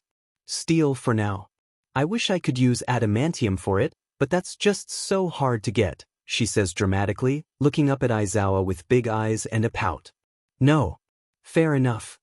Izuku smiles a little in amusement and hums, twirling one of the halves in his hand. Since the first bow staff test, Aizawa has let him start training with a regular bow staff and billy clubs. They still haven't told his mom. He gets the feeling Aizawa doesn't intend to let his mother ever know he touched weapons before his 13th birthday. He determines the weight of the right half to be good and switches over to the left. Having the same strength and skill in both hands is a bit difficult, given his dominant hand is the right one. Aizawa has had him training to build up his left hand strength, but they've only just started that, which means his left hand still isn't quite as coordinated as his right. Izuku twirls the left half and grins. He does it again, glancing over to see May's reaction. In hindsight, that's probably what doomed him. The only warning he gets is Aizawa's eyes widening just before the left half of the staff slams into his face, making a very concerning crunch sound echo in the air. F-. Izuku exclaims, dropping both halves and cupping his hands over his nose. His eyes are watering and all he can focus on is the pain radiating from where his nose broke. It's definitely not the worst pain he's ever been in, but it's the most pain he's had in a while. Aizawa is in front of him in a second and pulling his hands away from his nose. "Where the f did you learn that language, problem child?" he asks, inspecting his nose. Izuku squints at him, about to respond when Aizawa grips his nose and pushes it back into place. The action makes Izuku swear again and tear up even more. He reaches up and wipes the tears away as best he can, trying to glare at Aizawa but failing miserably. Once he pulls away, May is in front of Izuku with bright eyes. "That was great, Aizu. Now I know it's definitely a sturdy enough material. Maybe soon I could get some vibranium to use for the staff," she says, glancing over her shoulder at Aizawa again. No. The wide open space of the outside training field is a much different setting than the training room from before. Izuku takes a deep breath, enjoying the fresh air. His nose has mostly healed from the last time they tested out one of May's items, but it's still a little sore. They aren't testing another bow staff this time. Instead, Aizawa insisted on giving that a break and trying something else. So May had told him about her sonic babies, and asked if they could try those out instead. Aizawa had been quick to agree, which brings them to the open field and a small device that looks like a tiny speaker. So, Aizu, you see this switch on the side? It lets you choose the strength of the sound wave. Right now it's off. If you move it to the right, the strength increases. What you want to do is hold your arm out straight in the direction you want to aim the wave. You'll have 3 seconds after switching to the strength you want before the sound wave is produced. It will only last for a few seconds, so even if you happen to let go it will turn off, May explains. Izuku nods along and flashes her a bright grin. May runs back over to stand next to Aizawa. Both of them are several feet away at May's insistence, which doesn't entirely give Izuku a lot of confidence. Still, there's no improvement to inventions that aren't tested. He slides his feet apart into a more grounded stance. Then he holds out his right arm, making sure the speaker is aimed away from him and uses his left arm as support. Izuku braces himself before flipping the switch to the lowest strength. Izuku counts to 3 in his head, further bracing himself. Nothing happens and he blinks, frowning slightly. He straightens up and looks over at May and Aizawa, obviously a bit confused. May looks disappointed and has taken a step towards him when the sound wave is suddenly produced, strong enough that its force throws Izuku back a few feet. He lost his grip on the speaker in the throw and it's now just aimed up at the sky. Izuku groans, covering his ears to stop the horrible feedback the hearing aids are creating. It doesn't occur to him to turn the hearing aids off until the sound wave stops. Izuku sighs with relief and opens his eyes, seeing May leaning over him with a smile. So, I guess I need to fix the strength and timing, huh? Or maybe you just need to get sturdier. I bet there's something I could make to help keep your feet planted so you don't go flying back again, she says. She helps him get up as she talks. Izuku sees Aizawa kicking the speaker gently, just to make sure it won't go off again, before using his capture scarf to pick it up. It's better not to risk anything after all. Just after Izuku's 13th birthday, Izuku finds himself in the training room once again. May and Aizawa have taken their usual spots against the wall. This time, instead of the bow staff, Izuku has on fingerless gloves. They're a dark green and leave the upper half of his fingers exposed. The weight of the knuckles is kind of comforting to Izuku, reminding him of Rei's snowflake, and acting as something that can keep him grounded during a fight. He raises his hands and curls them into fists, feeling the knuckles inside shift a bit. Did you use brass? He asks, looking at May. I found some tungsten. It's one of the strongest metals on Earth since I don't have access to anything better, she explains, looking up at Aizawa. No. Izuku smiles a bit in amusement and hums softly. He looks at the practice dummy in front of him and throws a punch. It lands and, instead of the pain he'd been bracing himself to feel, there's just the slight pressure of landing a hit. Izuku blinks and uses his left hand to punch the dummy, getting the same result. He lights up and looks over at May. I didn't break anything. They work great, he says excitedly. May lights up and jumps to her feet, running over to Izuku. My babies work, she exclaims, grabbing him in a hug and spinning him around. Aizawa lets them celebrate before using the scarf to separate them. Congrats, the metal gloves work, he says. Since those work, I have one more thing for Aizu to try out, May tells them, wiggling until the capture scarf lets her go. She heads over to her bag and pulls out a brand new version of the collapsible bow. So, here you go, Aizu, the latest attempt. She throws it and Izuku catches it easily, humming softly. This one is completely black and feels sturdier than the last one. He presses the button and the two ends extend, just as they did before.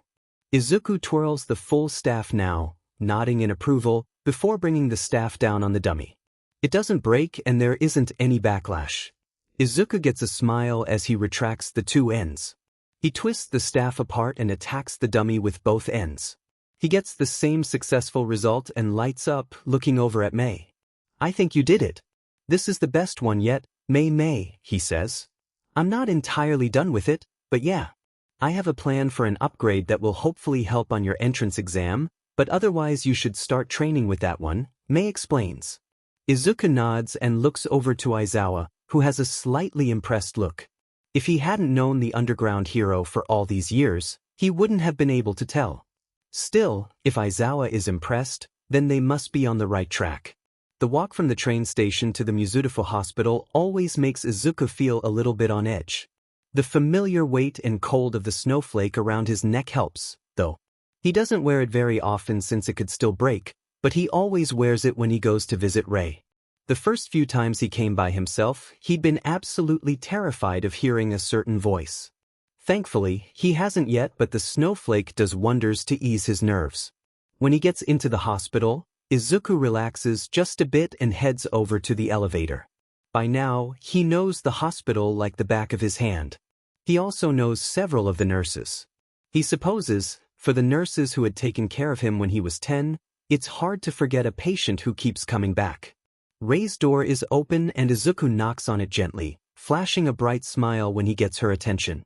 "Oh, Izuku, I didn't know you were coming today," she says, waving him inside. Izuku walks over and sits down in the chair next to her at the table. He places the small potted plant he brought on the table, being mindful of the letters there. The little bamboo makes Rei smile and he counts it as a win. "I wanted to surprise you," he explains, shrugging a little. She hums softly, looking up at him with a knowing glint. "You're nervous about something, right?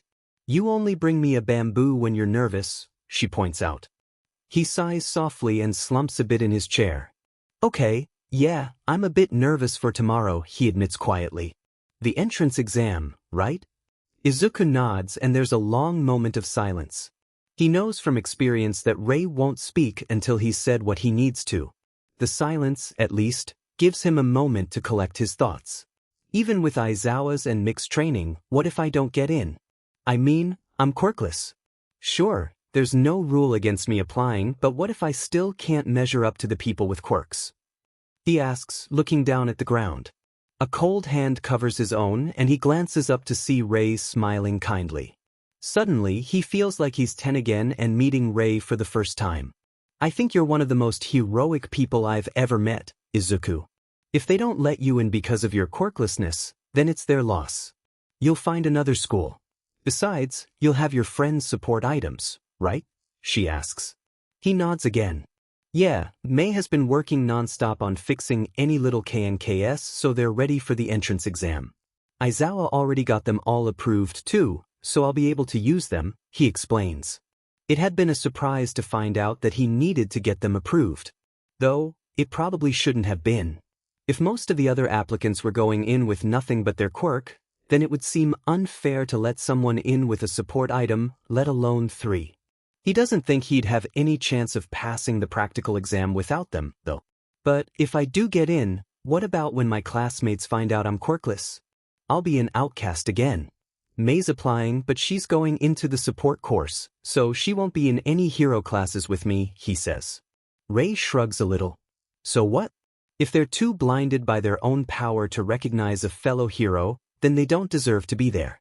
Don't let their opinions stop you from being the best hero you can be," she tells him. Izuku considers this for a moment and grins as he nods. "You always know just what to say to cheer me up, huh?" he asks. She smiles but stays quiet. Rei leans back in her chair and stares at the bamboo plant for a moment, obviously thinking of something. Izuku returns the gesture from before and stays silent, waiting for her to speak. "I've told you about my youngest," she begins, looking back at Izuku. "Shudo, right?" he asks. Rei nods before continuing. "Fuyumi has told me that he's also going to UA, based on his father's recommendation. It might be a lot to ask of you, but could you try to befriend him, Izuku?" Izuku blinks in surprise at the request. "We might be in different classes though," he points out. "I know, but he grew up so isolated. If anyone could get through to him, it would be you. Please, just promise me you'll try? I don't want him to be alone anymore," Rei says. He couldn't say no even if he wanted to. Izuku meets Rei's eyes, studying them for a moment before nodding. "I promise to become his friend and make sure he isn't lonely anymore," he says, reaching out and squeezing her hands. "But even if he doesn't come to visit me, I'm just glad to know you'll be his friend, Izuku." Izuku frowns slightly but nods. "I'll give you updates too, so you'll know how he's doing," he promises. Rei's smile is watery and tears fall down her cheeks. Izuku gets up and grabs the tissue box from her nightstand, placing it on the table in front of her. She nods gratefully and takes one, wiping the tears away and taking a deep breath. "Thank you, Izuku. You're such a sweet boy," she says, cupping his cheek gently before pulling away. It makes Izuku smile, glad he could help to make her feel even the slightest bit better. He knows that she doesn't get visitors very often. With the entrance exams so close, he hasn't been able to come by as much as he usually does, something that's been making him feel guilty. He resolves to make up for it by coming to visit her more once he's gotten into UA. Of course, this means that he needs to get into UA. There's a lot riding on his entrance right now. His hero career, proving to himself that he can be a hero despite being quirkless, and the promise he's made to Rei. The test was easy, but Izuku had enough faith in his hero knowledge to know it would be. He'd been in a room with way too many other students to count and had turned his hearing aid's volume down to let him focus. He only realized time was up when he noticed other students closing their test booklets, handing them to the test proctor coming around to collect their exams. At the very least, knowing he did well on the written exam is helping him focus on the practical exam. Izuku swallows thickly as he looks up at the entrance to the practical exam. He doesn't know what's on the other side of those doors, but he can only hope it's something he can handle. Nervously, Izuku reaches up and adjusts his hearing aids. He'd take them off for fear of sweat shorting them out, but he can't risk being at all deaf for this. He can only hope that, by some miracle, they survive through the entire practical. Izuku tugs on his gloves to ensure they're secure before he checks his belt to make sure the sonic speakers and his bow staff are there. It's probably a little ridiculous to be checking his equipment so much, but he can't think of anything else to do to calm his nerves. Suddenly, someone slams into him from the side and Izuku barely keeps them both from falling, blinking at the face full of pink hair he gets. Mei pulls back with a wild grin and Izuku stares at her. "What in the world are you doing here?" he asks. "I have some last-minute babies for you," Mei exclaims, drawing attention from several of the applicants around them. There's one especially, with blue hair and stern-looking glasses, that seems to be gearing up to approach them. Izuku smiles sheepishly at him and looks back at Mei. "What do you mean?" he asks warily, now noticing the weird braces and the black staff in her hands. Mei sets the braces down and holds the staff out. "First, this one. It's just like your current one but with an added surprise. When you need to slice something, press these buttons right here," she explains, pointing out the buttons on both ends of the arm's-length staff. He takes the staff and twists it apart, pressing the buttons. A blade slips out of the ends where they should meet and Izuku blinks. "Mei, what the F dash?" he hisses, quickly pressing the buttons again to make sure nobody saw. Just has a proud look. "They're made from tungsten too, so they should be good to cut through anything that isn't stronger than them," she explains. She forcefully takes the old staff off of Izuku's belt and puts the new one in its place. "Okay, fine, what's up with the braces?" he asks. Mei grins and crouches, starting to attach them to his legs. Izuku feels his face get bright red and hides it in his hands. "Lift your feet one at a time," Mei instructs. Izuku does so and he feels her strap something to his shoes. When she stands, she taps his hands. "What are they?" Izuku asks, hoping she'll answer this time. "I was thinking that you might need to do some really high jumping, but couldn't make actual boots for it in so little time. So, I made these braces instead. If you need to jump, choose the strongest setting on the sonic speaker, stand right on top of it and you'll go flying. When you land, ideally, the braces will absorb all the impact. The landing is the hard part, but I'm sure you'll figure it out, Aizu," she explains. Before Izuku can even think of saying anything, she hugs him again and runs off. Izuku stares after her, wondering why she had such a specific last-minute addition. Then again, Mei is crazy enough to give him this just to see how well it works. He gets the feeling he'd better use the braces just to satisfy her and give a report after. Izuku takes a deep breath just before he hears a familiar voice coming from the front of the crowd. He looks over and sees a speaker at the very top of the gates, blasting Present Mix's voice over the group of applicants. "Okay, everybody. You have 30 minutes to complete this portion of the exam. Right as the words cut off, the doors open and reveal what looks like a small city. Everyone rushes in and Izuku blinks, panicking at already being behind. He runs after them, grateful the weight of the added braces don't slow him down too much.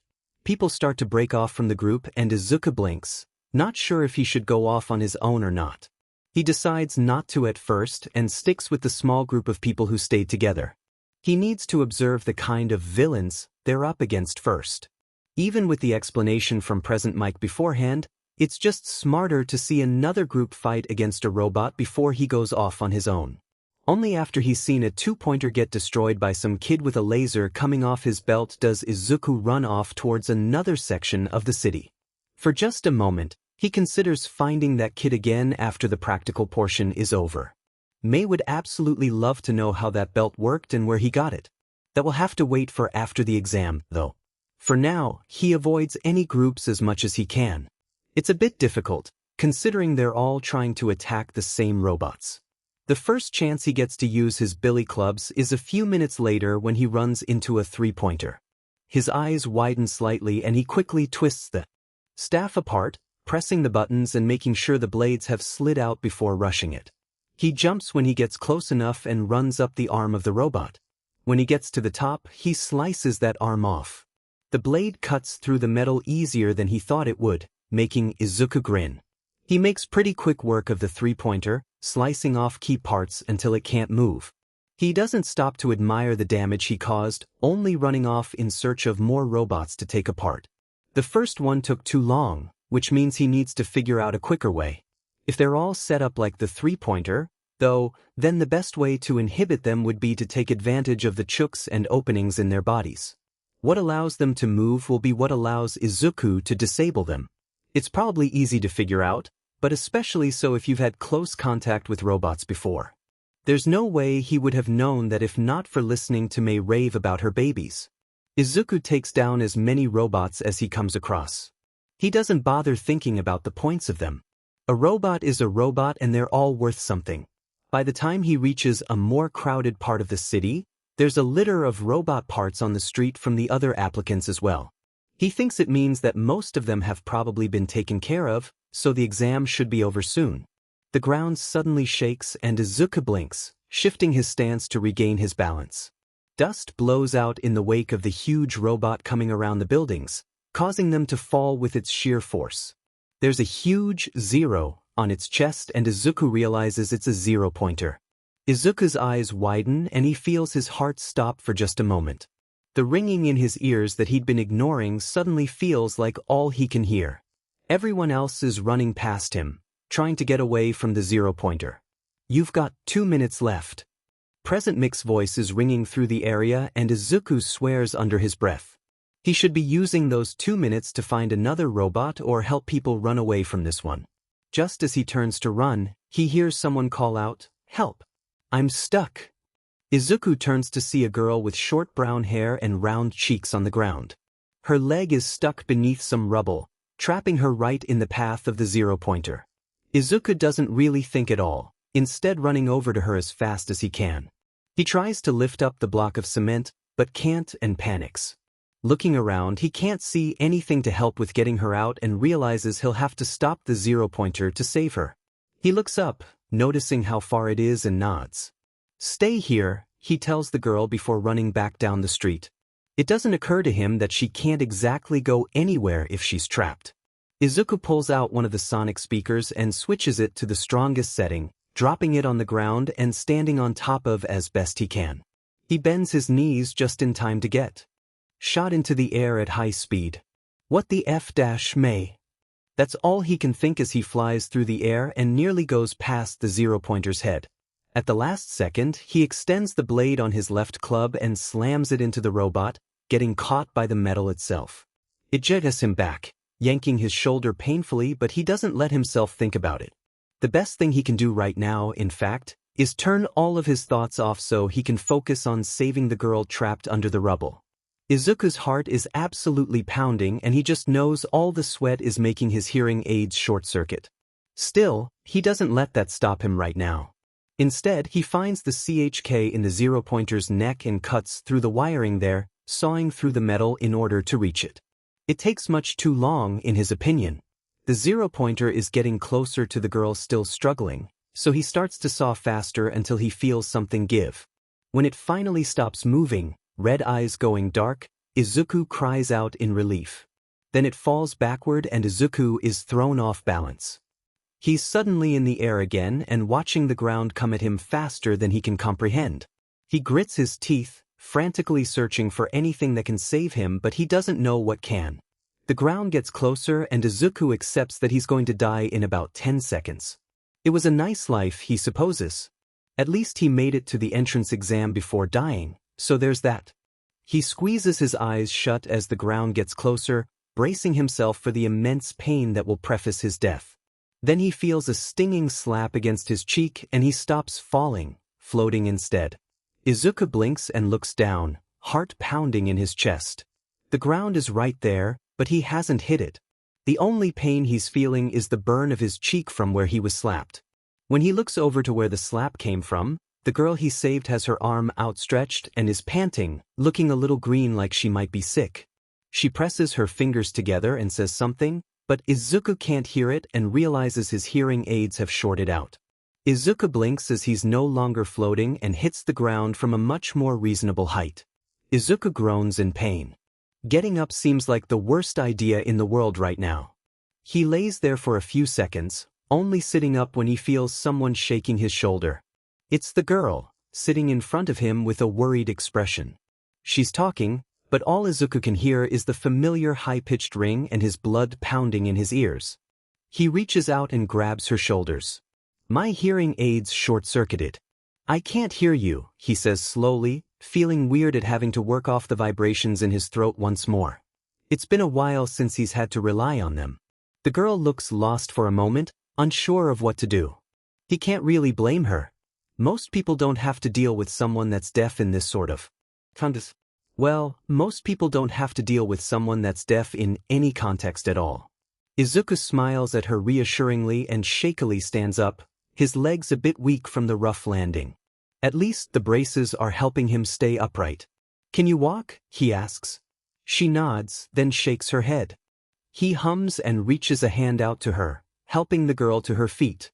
The leg that was trapped looks like it might be broken, so he makes sure to take as much of her weight as he can. Slowly, they make their way over to the entrance again. Along the way, they run into Recovery Girl and Izuku feels relief flood through him when she kisses the girl's leg to heal it. The older hero turns to him and says something, but he only blinks, trying to read her lips and unable to focus well enough to do so. He's not sure being focused would have helped either way. Reading lips is still something that's hard for him, mostly because it just feels awkward to be staring at someone's mouth as they talk. The girl gets her attention and they talk for a moment before Recovery Girl nods and waves them away. Izuku lets the girl lead him out of the testing center. When they get to the entrance once more, the huge doors still open and several of the students resting just on the other side, he pauses.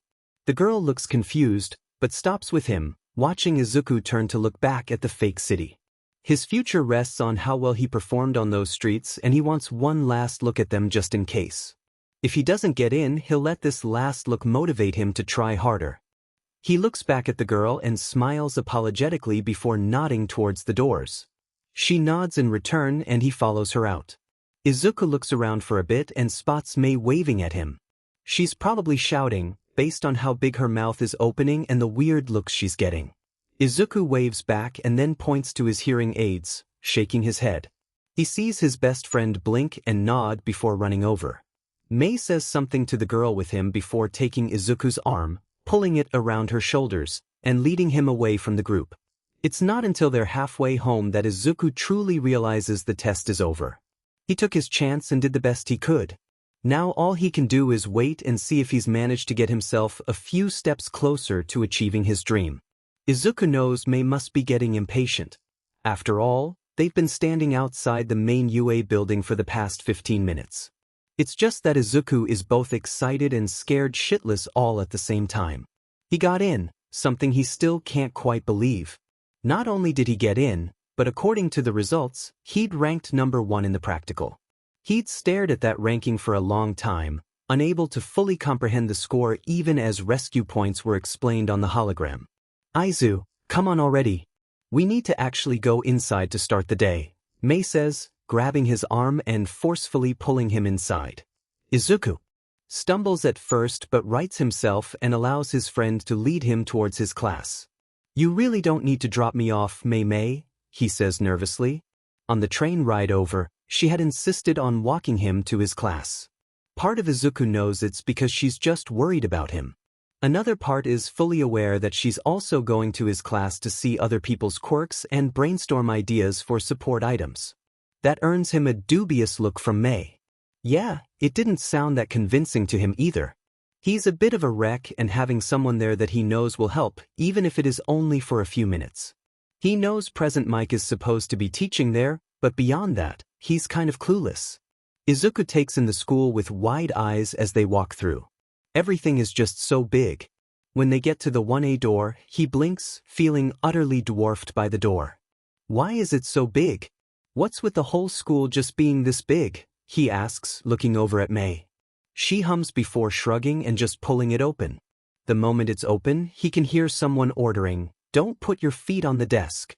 Izuku blinks and glances at Mei just before he hears the dismissive reply of, "Nope." What junior high did you go to, you side character?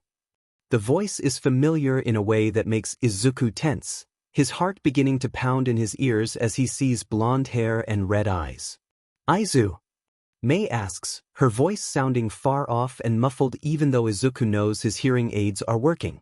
Those red eyes meet his own, widening in surprise before narrowing as Bakugu stands and stomps over. Where the F? Do you get off showing up out of nowhere, you and Deku? He demands, hands sparking in an all too familiar way. Izuku can't breathe right now and he takes a step back. He's spiraling. He knows he's spiraling because he doesn't feel 14 anymore. He's 10 again, being held down by Kaken's friend with Kaken sitting on his chest. Stop squirming so much, you Deku, he says, palms sparking as he grins above him. It's just a game. Besides, you're the one who wanted to play with us. The other kids with Kaken voice their agreement, but he can't focus on their words through his panic. Izuku wants to argue, wants to tell them he doesn't want to play this game. He wants to play hide and seek or something, anything else. Instead, he keeps struggling to get free but to no avail. The hands holding him down are so painfully tight and he's just some scrawny kid. Getting free is impossible. He doesn't notice Kaken's hands getting so close until they're both exploding right in his ears. It hurts so much that Izuku finally manages to scream, "Stop please." It doesn't. Instead, they keep going. So many mini explosions that Izuku can't keep count. The pain is making him breathless, unable to comprehend anything except the explosions and the occasional word coming from Kaken as he talks above him. Izuku doesn't know when he stops hearing. Just knows that he hears Kaken call him a Deku and then the only thing he can make out is the explosions. His skin is burning and he's crying, the salt from his tears somehow making it worse as the smell fills his nose. Even in the middle of his panic, he somehow just knows he'll never be able to forget it. And it just won't stop. The explosions never stop, never let up, continuing to make his ears ring and hurt in a way he's never felt before. He knows this is the kind of pain nobody should go through. So why does he have to? Mei stares at Izuku, unsettled by the way his usually lively green eyes are glassy and unfocused. The explosive kid in front of them has sparking palms and keeps yelling, demanding for Izuku to explain himself. He keeps calling Izuku a Deku, too, whatever that means. Izuku's eyes fill with tears that start to fall immediately. And then he starts screaming. It's primal, almost, the way he sounds like he's in so much pain that he won't ever survive. She watches her best friend collapse to the floor, curled in on himself and covering his ears. Stop it please, just stop Kaken please. Her eyes widen slightly, looking from Izuku to the boy with the sparking palms.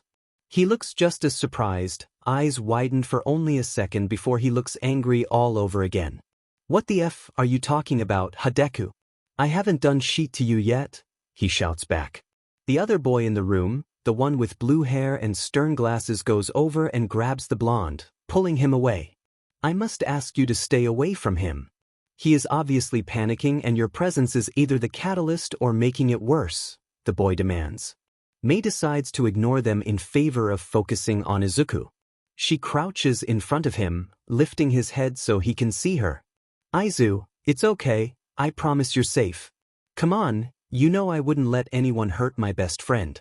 Come back to me so I can tell you all about my newest baby ideas, she says, desperate for this to work.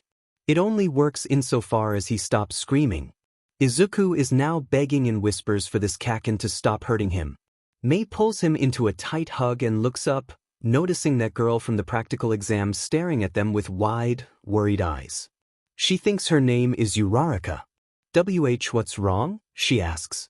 Mei is lost for words for a moment, Izuku clinging to her as tight as he can and still begging for it to stop. A panic attack, I think. I don't know. We just came in and that blonde kid started yelling and he panicked, she explains, glancing over at where the blonde kid is glaring at Izuku. She looks back to see Aizawa standing behind Uraraka, eyes narrowed slightly as he looks down at Mei and Izuku. Mei would be scared if she didn't know that's the look he gets when he's analyzing a situation.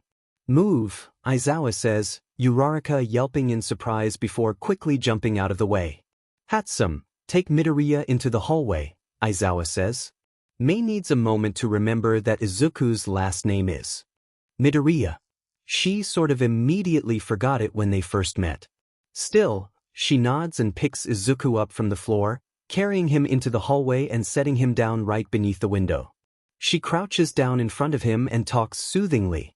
The only other time she's seen Izuku have a panic attack was when she'd spent the night and he woke up screaming. Inko had come in and talked him down and Mei is doing her best to remember what Inko said that calmed him. It's okay, Izuku. Deep breaths. You can still breath, I promise. Need a distraction?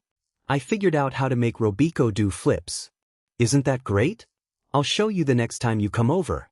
Robiko's really missed you, you know. All my babies miss you actually.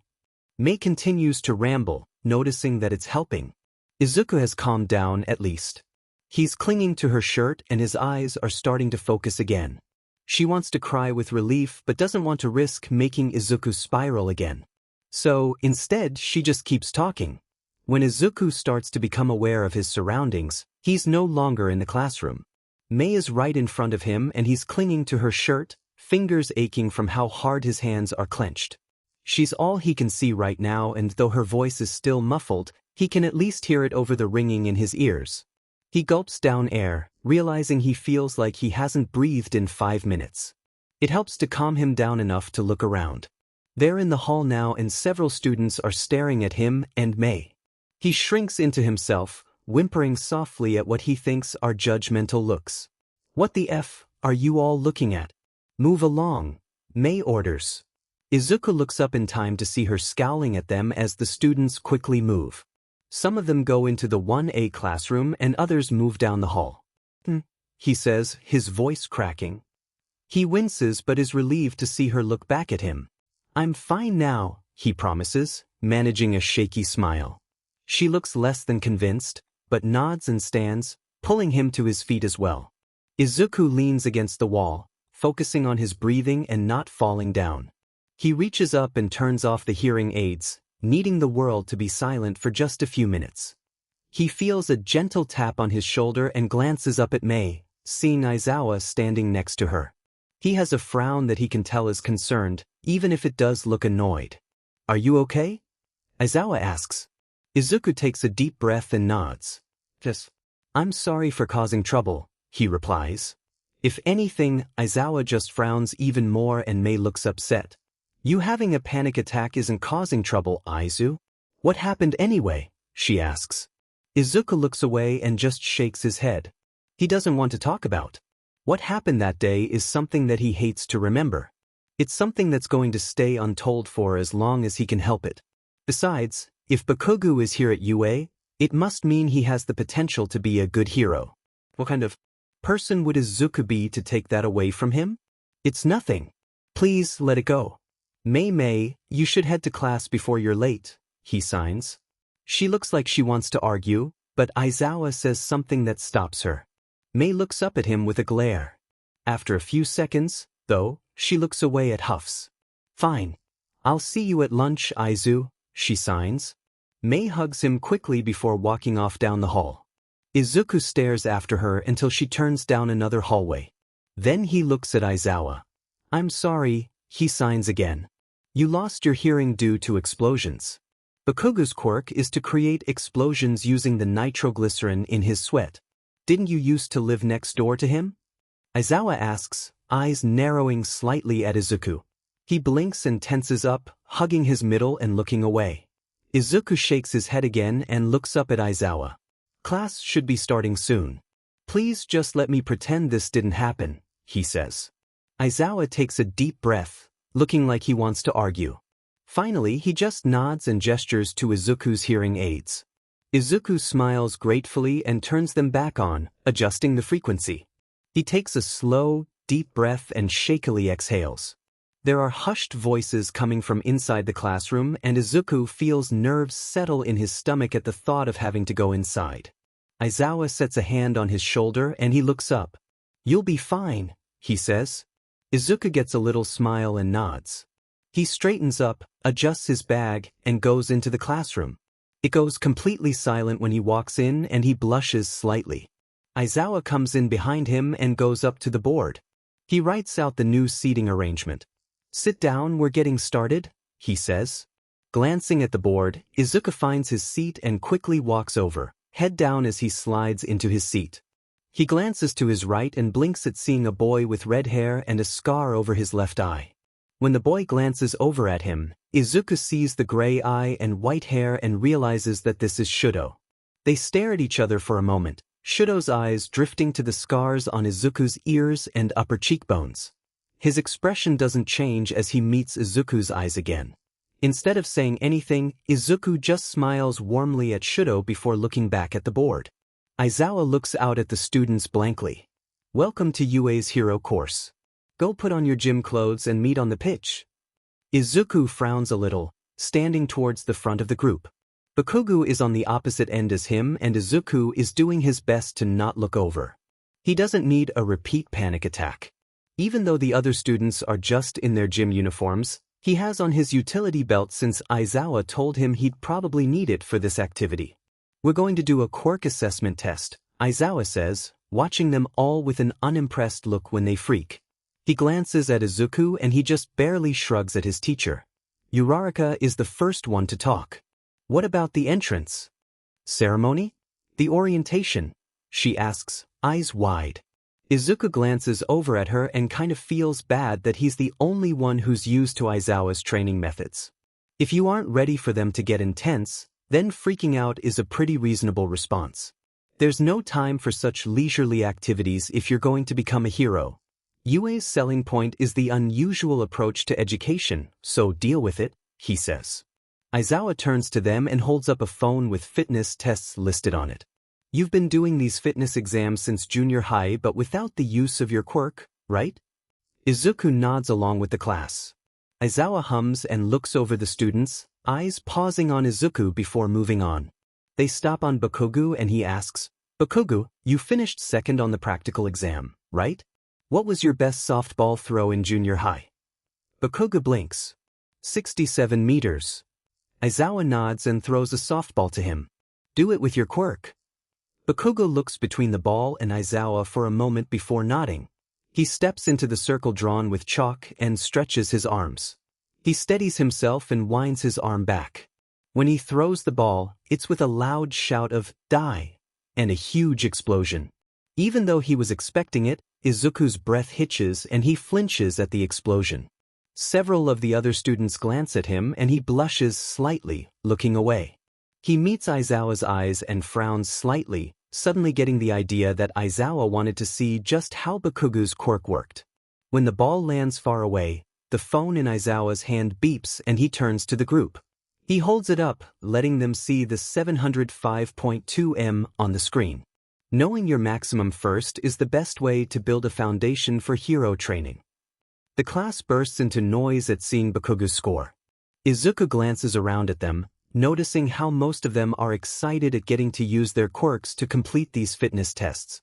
He frowns a bit, knowing he's already at a disadvantage. This would explain why Aizawa told him to bring the utility belt. As he listens to them, Aizawa gets a smirk. You think it's fun, huh? Whoever comes in last place after all 8 tests will be punished with expulsion, he announces. Izuku's eyes widen and his stomach drops. He's not going to make it. All this work, years of training, and he's not going to make it. Aizawa meets his eyes once more and narrows them. Izuku blinks and forces himself to take a deep breath. He came first place in the practical despite being quirkless. He can avoid last place in a series of fitness tests. When he looks back at Aizawa, he notices the slightly sadistic grin. Izuku recognizes it as the one he gets right before a training day from hell. That feeling of sympathy towards the other students only gets stronger. The 50-meter dash is up first. Izuku watches the others go as he stretches. None of his gear will help here, so he's just going to have to run it as fast as he possibly can. He reaches up and pulls out his hearing aids, putting them into their pocket on his belt. Then he crouches at the start, his entire focus on the end goal. Paying any attention to who he's running with will only serve to distract him. Aizawa moves so Izuku can see him wave his hand down to start. Izuku kicks off, only to fumble when an explosion goes off before his eyes and Bakugu flies ahead. His heart picks up, but he forces himself to swallow down the panic and finish the dash. He doesn't put his hearing aids back in fast enough, hear what his time is, and decides he doesn't want to know. The ball throw is the last test. Izuku hangs back, feeling a little discouraged from the rest of the tests. He definitely did a lot better than he ever had in junior high. The summer of intense training can be thanked for that. He's just not sure if it's enough to keep him in the class. Uraraka's throw is impressive, even if she doesn't really throw it. Her quirk is powerful, and Izuku is glad that she'd been there to save him from hitting the ground. He should thank her properly at lunch or something. Before he knows it, everyone else has gone for the ball throw. Midoriya, your turn. Hurry up so we can get to the results, Aizawa says. Izuku blinks and nods a little. He can feel eyes on him as he steps into the circle. He looks down at the ball in his hand and then up at the sky, a frown on his face. Mr. Aizawa, you might want to step aside, he says as he pulls out one of the sonic speakers. Aizawa sighs and nods, stepping out of the way. Izuku thinks for a moment to figure out the timing. He needs to plant himself and flip the switch. Then he'll only have 3 seconds before the speaker goes and he'll have to get the ball into the sound wave. If he times it just right, the sound wave will carry the ball far away at the speed of sound until the speaker stops, but the ball itself will continue to fly. He nods after a moment, shuts off his hearing aids, and slides his left foot back in order to brace himself. Izuku takes a deep breath, holding the speaker out in front of him with his right hand. It's at a slight upward angle so it will shoot the ball in a wide arch. He uses his thumb to switch the speaker to the 3rd setting. Izuku then counts to 3 before throwing the softball into the sound wave and quickly using his left hand to brace his arm. As he expected, the ball shoots off into the air with the sound wave. Izuku grits his teeth, happy for the support braces on his boots, and counts down the 5 seconds the sound wave will last. When it ends, he drops his hand, panting and wincing at the slight stiffness of his arm. Izuku rolls his shoulder and can't help the proud grin he gets. He turns his hearing aids back on and looks over at Aizawa, who nods a bit. He turns the phone around for the class to see 1750 m. Izuku looks at it and nods, thinking that sounds about right. The rest of the class is silent and he blinks. Midoriya, bro, how'd you get it to go such a manly distance? Kirishima asks, eyes wide and obviously impressed. Izuku blinks and looks over at Aizawa, who just shrugs and motions for him to go ahead. He lights up and holds up the speaker. With this, it's a sonic speaker, which means it lets out sonic strength sound waves. It works on a delay, so once I choose a setting, I have 3 seconds until it goes off. I chose the strongest setting, counted to 3, and then threw the ball into the sound wave right as it started. The speed of sound is 343 meters per second. The sound wave will last for 5 seconds. So those two numbers times each other equals 1,715 meters. Taking into account for the distance the ball will go before landing, that gives us the 1,750-meter throw, he explains. When Izuku is done explaining, He notices the blank looks most of the class has and his shoulders slump a little. Mei would have been excited about that explanation, but not everyone is Mei. The only students who don't look lost are Ida, Shuto, Tokoyami, Shuji, and Yaoyorozu. Well, at least he knows those few could appreciate the science behind his throw. Mineta raises his hand as he says, Mr. Aizawa, it's not fair that Midoriya got to use support items instead of his quirk. Shouldn't he be the one expelled for not following instructions? At his words, everyone blinks and Izuku watches them all realize Mineta is right. Bakugo looks especially confused, something which Izuku just knows will lead to an angry outburst. Before anyone can say anything though, Aizawa says, that's because Midoriya is quirkless. There's a moment of shocked silence before everyone screams, what? Thankfully, Izuku doesn't actually have to deal with anyone's questions until lunch. Once Aizawa releases them, though, almost half the class is surrounding his desk and he can't really stand. Hi, he says, looking up at them all. You're quirkless and still got first place on the practical exam. How? Ida asks curiously. Izuku blinks and flushes slightly. Oh well, one of my support items is a bow staff that can separate in two. There are buttons that release blades sharp enough to cut through most things. I figured out the weak points of all the robots and exploited them. Then I got those rescue points for taking down the zero-pointer that was going to crush Uraraka, he explains. I didn't even consider the possibility of a secondary point system. Truly, you are better than me, Ida says, frowning a bit, and Izuku wonders if he should feel guilty about that. How in the world did a quirkless person even get to take the exam? Mineta asks, his face scrunched up. Izuku stares at him for a moment and frowns. There's nothing in the rule book against it, he replies. Well, there should be. Quirkless people are more of a hindrance than anything else, Mineta says. He makes it sound like an undeniable fact and Izuku clenches his jaw, glaring at the desk. He can't take this right now, so he stands up. Excuse me, he says, reaching up and shutting off his hearing aids before pulling them out. Izuku isn't sure of any other way to make them realize he absolutely does not want to talk. He puts them in his pocket and gently pushes his way out of the group of people. In the hallway, he notices Mei and smiles, waving to her.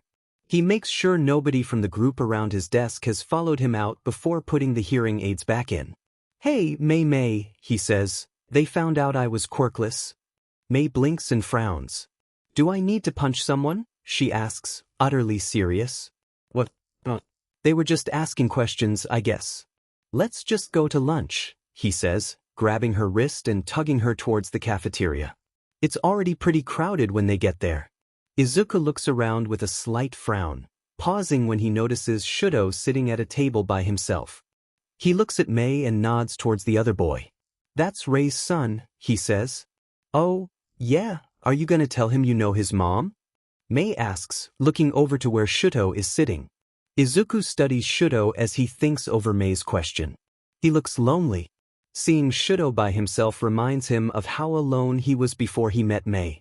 He hates the thought of someone going through that, son of a friend or not. No, he decides. Mei glances at him. Why not? Well, it wouldn't seem like I actually wanted to be his friend. It'd sound like I was just trying to talk to him because of his mom, not because I actually want to get to know him. Besides, he hasn't seen his mom in years, right?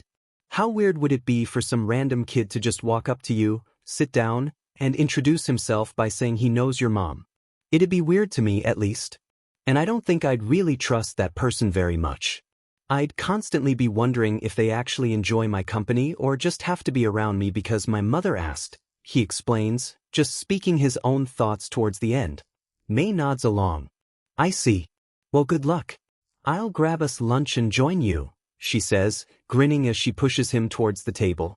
Izuku rolls his eyes fondly and walks over. He sits in the seat across from Shuto, smiling at him when the other boy looks up. Hi, you're Shuto Todoroki, right? He asks. Yes. And you're Izuku Midoriya. What do you want? Shuto asks in return. Izuku hums softly and decides honesty is the best policy. I want to be your friend, he replies. Shuto frowns slightly. I'm not here to make friends, he says. Izuku blinks at that and pouts a little, trying to figure out what to say that could get Shudo to warm up to him. Just then, Mei gets back with 2 trays and sits down next to him. She sets a tray in front of him and he lights up at the katsudon there. "Thanks, Mei," he says, smiling brightly as he picks up chopsticks. He looks to Shudo to introduce her but gets cut off. "I'm Hatsum Mei, Aiza's best friend. I made all of his support gear. You've got the half-hot half-cold quirk, right? Have you ever considered regulators? How well can you aim your flames? What kind of strength does your ice have? Is it colder than normal ice or is it just steadier?" she asks. Izuku notices the way Shudo seems to shut down a little and places a hand on Mei's arm. "Maybe go a little easy on him, Mei. He's not used to rants yet," he points out. "I'm not going to be used to them at all." "Leave me alone," Shudo says, glaring at the two of them. Izuku's shoulders droop a little and he looks down. He knew it wouldn't be that easy to become Shudo's friend, but that didn't stop him from being hopeful. "Hey, you could be a bit nicer, you know? If Aizu's trying to be your friend then you should feel honored. There's nobody I know more supportive or encouraging or optimistic than him," she says, voice getting louder by the end. Shudo blinks and narrows his eyes at the two before standing. "I don't care. Leave me alone," he says before picking up his tray and leaving. Izuku watches him go and he groans, dropping his head on the table. "I failed Rei. Kill me now, please. I don't think I can stand to see her sad," he whines. He feels Mei pat his back soothingly as she says, "You know it's just the first day. There's plenty of time to win him over." Suddenly she stops and shakes his shoulder instead. "Not to cut your morning short, Aizu, but that blonde kid from this morning is stomping over here and he looks pretty angry," she says. Izuku's head flies up and he looks around with wide eyes before spotting Bakugo. Seeing how angry he looks makes him panic and jump up. He'd very much like to not deal with any of Bakugo's anger directed at him ever again. The last time didn't exactly turn out so well. "Thanks for the warning, Mei. I'm gonna run now," he says. He waits for Mei to give him a thumbs up before literally running out of the cafeteria. Izuku hears an angry shout from Bakugo, but he doesn't follow. He can only assume that Mei has distracted Bakugo to give him time to escape. The school is still confusing and he has no clue where he's going. It reminds him of being 10 again and in the hospital. That time, he'd ended up following his instincts and had met Rei. This time, following his instincts makes him run into someone and fall on his butt. He blinks, dazed for a second, before looking up. The person he ran into is huge and has a giant smile on his face. "All Might. Oh my gosh, I'm so sorry for running into you. Please forgive me," he says, scrambling to his feet and bowing repeatedly in apology. Booming laughter makes him pause and he looks up. All Might doesn't seem upset at all. Instead, he seems amused. "Young Midoriya, I was just looking for you," he says. Izuku stares at him with wide eyes. "You were?" he asks quietly. All Might nods and places a hand on Izuku's back, leading him down the hall. "I wanted to speak with you, actually. I saw your performance at the entrance exam as well as your performance in Aizawa's little apprehension test," he explains. Izuku can't talk. He's still a little too starstruck, so he just nods along. "I'm especially impressed that you've done all this, Quirkless. It seemed impossible, but I guess there's a first time for everything," he says. Something about that makes Izuku want to pause. He frowns slightly and is about to ask what All Might means by that when Aizawa finds them. "All Might, what are you doing with my student?" he asks. All Might puts his hands up, grinning good-naturedly at Aizawa. "I just wanted to tell young Midoriya here that I was impressed with his results from the entrance exam," he explains. Aizawa looks at Izuku and subtly tilts his head to the side, telling him to run along. Izuku nods and bows to All Might. "Excuse me," he says before backing away. He quickly heads down the hall and decides to just go back to the classroom. Maybe he won't run into any more people. The class is empty when he gets back to it, making Izuku slump with relief. He goes to his desk and sits. Izuku feels like a lot has happened in one lunch PRD, but the most disappointing thing is that he's probably made Shudo dislike him. He glances over at Shudo's desk, wishing he knew what to do. Midoriya?" A voice calls out. He looks up to the doorway and sees Uraraka. Izuku blinks and smiles at her. "Oh, Uraraka.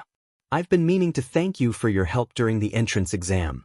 You really saved my life there," he says. She stares at him for a moment before running over, hands slamming on his desk and eyes wide with disbelief. "I saved your life? It's the other way around. I might not be here if you hadn't taken down that zero-pointer. And you did it Quirkless, too," she exclaims. Her voice is loud enough to make Izuku wince. "It was nothing really. I don't get why everyone has to get so hung up on the Quirkless thing," he mutters. "That's because you're an inspiration, Izuku," Uraraka says. He doesn't get the chance to comment on the fact that she used his first name. Instead, she just keeps going, "Imagining how much and how hard you must have trained makes me feel inspired to push myself even harder." Izuku looks up at her and gets a little smile. "I had so much to catch up on if I even wanted to consider matching up to everyone here. You're all worlds ahead of me, really, but I'm going to keep doing my best. Being here doesn't mean I can slack off any in my normal training," he explains. Uraraka stares at him before getting a determined smile and nodding. "You're right. I'm gonna work extra hard and catch up to you, Izuku." The next morning, Izuku watches Aizawa come into the classroom and go straight to the podium. "Today, you'll be having a class with All Might," he says. Yaoyorozu raises her hand. "Excuse me, Mr. Aizawa, should we really be starting class without Mineta?" she asks. Aizawa gets the same sadistic grin from the day before. "Mineta is no longer with," he says. Izuku blinks and glances around, notices almost all the female students let out a sigh of relief. "What does that mean? Is he dead or something?" Kaminari asks, hand raised. "It means he's no longer with us. That's all you need to know. As I was saying, today you'll be having a class with All Might," Aizawa says. Just as he says that, All Might bursts through the door. "I am coming through the door like a normal person." Izuku winces at his volume and reaches up, turning his hearing aids down a little. He doubts All Might is going to get that much quieter. Still, he's excited to be taught by Japan's #1 hero. He perks up a bit in his seat, much like the other students, and leans forward on the desk to make sure he soaks up everything All Might says. All Might struts up to the podium and stands there, fists on his hips. "I teach basic hero training. It's where you will train in different ways to learn the basics of hero work. This is the subject you'll take the most units in as well." Izuku notices most of the other students nodding along. He has to admit, this is really exciting. Today's class will be combat training. Izuku blinks in confusion. As All Might speaks, panels in the wall slide out, revealing several compartments with their class number on them. He hears All Might explain that their costume requests are in the box with their number. He frowns slightly, not sure what May would have put in for his requests. They'd worked on it together, but May undoubtedly has her ways and it wouldn't surprise him if she made last-second adjustments. "Get dressed and then meet me at ground beta." Izuku looks down at his costume, getting a bit of a smile. It's the jumpsuit his mom had gotten him, a green one-piece, but with a few adjustments. There are guards along his forearms and calves so he can block hits without worrying about breaking something. His utility belt goes on over it and his red sneakers easily accommodate the leg braces. According to May, there should be a new version of them for him to try out soon. He stays towards the back of the group when they get to ground beta. The fact that he doesn't know what to expect makes him nervous and excited all at once. Izuku scans over everyone else's costumes, having to do a double take when he gets to Shudo's. His entire left half is covered by what seems to be a huge chunk of ice formed to his body. It's concerning and Izuku frowns at it. "Now, it's time for combat training to begin," All Might announces. Ida raises his hand immediately and asks, "This is one of the exam battlegrounds, right? Will we be conducting urban battles once more?" All Might shakes his head. "No, we're jumping ahead 2 steps. If you notice the ratio, the more heinous villains attack inside buildings. For today's training, you'll be split into 2 groups, heroes and villains. You'll be fighting 2-on-2 indoor battles," he explains. "Without basic training?" She asks. "The best way to understand those basics is by experiencing a real battle. This will be more than just beating up robots. How will wins and losses be measured? Yaoyorozu asks. Can we beat them up anyway? Bakugo asks. Will the punishment for losing be expulsion like with Mr. Aizawa? Uraraka asks. How shall we be split up? Ida asks. Isn't this cape crazy? Aoyama asks. Izuku blinks at the last question and looks over at Aoyama, taking in the way he's showing off the very sparkly cape. He looks back at All Might and feels kind of bad for him, given all the questions being asked. Listen up and I'll answer all your questions. All Might announces. He pulls out a little booklet and Izuku blinks when he realizes it's a script. Villains have hidden a nuclear weapon somewhere in their hideout. The heroes are trying to dispose of that weapon. The heroes must either catch the villains or get the nuclear weapon before the allotted time is up. The villains must protect their weapon the whole time or capture the heroes. Teams and opponents will be drawn with lots. With that, All Might holds out a yellow box. The teams get made quickly, with Izuku being paired with Uraraka. He notices that Ida and Bakugo get teamed up and hopes that Ida will be okay. Shudo gets paired up with Shuji and Izuku will admit that he'd been hoping to team up with the other boy. I'm counting on you, Izuku. Uraraka exclaims, looking excited to be paired with him. Izuku nods a little, not really sure what to say. This whole situation is making him nervous and he's got a feeling his luck is about to get shitty. All Might has 2 new boxes, one labeled Hero and the other labeled Villain, and he pulls out a ball from each. He holds up the A and D ball and Izuku realizes his gut had been correct. He glances over at the D team consisting of Bakugo and Ida. They're given their assignments, Izuku and Uraraka being the heroes while Bakugo and Ida are the villains. He glances over at Bakugo, his breathing getting a little panicked at seeing the other boy glaring at him so seriously. Uraraka pulls him aside as the others head to the monitoring room. Don't worry, Izuku, we'll be just fine, she promises. The villain team is sent into the building first to set up, giving Izuku and Uraraka 5 minutes to plan. What should we do, Izuku? She asks. Izuku frowns as he thinks. I bet Bakugo will try to come after us and leave Ida in charge of the weapon. He seems brash enough to do that. I can distract him while you try to sneak in behind Ida and grab the weapon, he offers. Are you sure? The last time you had Bakugo's anger directed at you, it didn't go well, she points out carefully. Izuku takes a deep breath and forces himself to smile reassuringly. He can't be a good hero if he's constantly afraid of going up against someone from his past. I'll be fine. When I do run into him, I'm going to turn off my hearing aids so I can't hear him, he explains. Uraraka looks a little less than convinced but nods anyway. Okay, Izuku. I trust you. The building is quiet as he and Uraraka make their way through it. That sets Izuku on edge more than anything else. Just as they're about to turn a corner, Bakugo jumps out from it and aims for the two, his palms sparking as he yells. Izuku blinks and grabs Uraraka, shoving them both out of the way of his attack. Come on, Odette. Don't dodge, Bakugo growls. Izuku swallows nervously and forces himself to his feet. His whole body feels tense and the blood in his veins has gotten colder, but he can't let himself freeze up again. He pushes Uraraka to the side just as Bakugo rushes him. Instead of running away, Izuku rushes in, grabbing the arm that was reaching out to attack. He slides his left foot out and flips Bakugo over his shoulder, slamming him into the floor with as much strength as he possibly can. Izuku drops down into a fight stance, watching warily as Bakugo stands up again. I'm not some scared little kid you can beat up anymore. You might still call me Deku, but I still scored higher than you on the entrance exam. There's no one here to hold me down for you, so come at me without any help this time, he shouts, his fists tightening as his eyes narrow.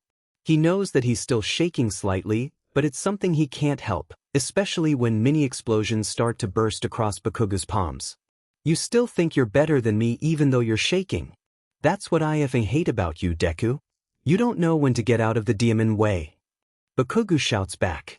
Bakugo launches himself at Izuku, going for a flying kick that Izuku blocks with both arms.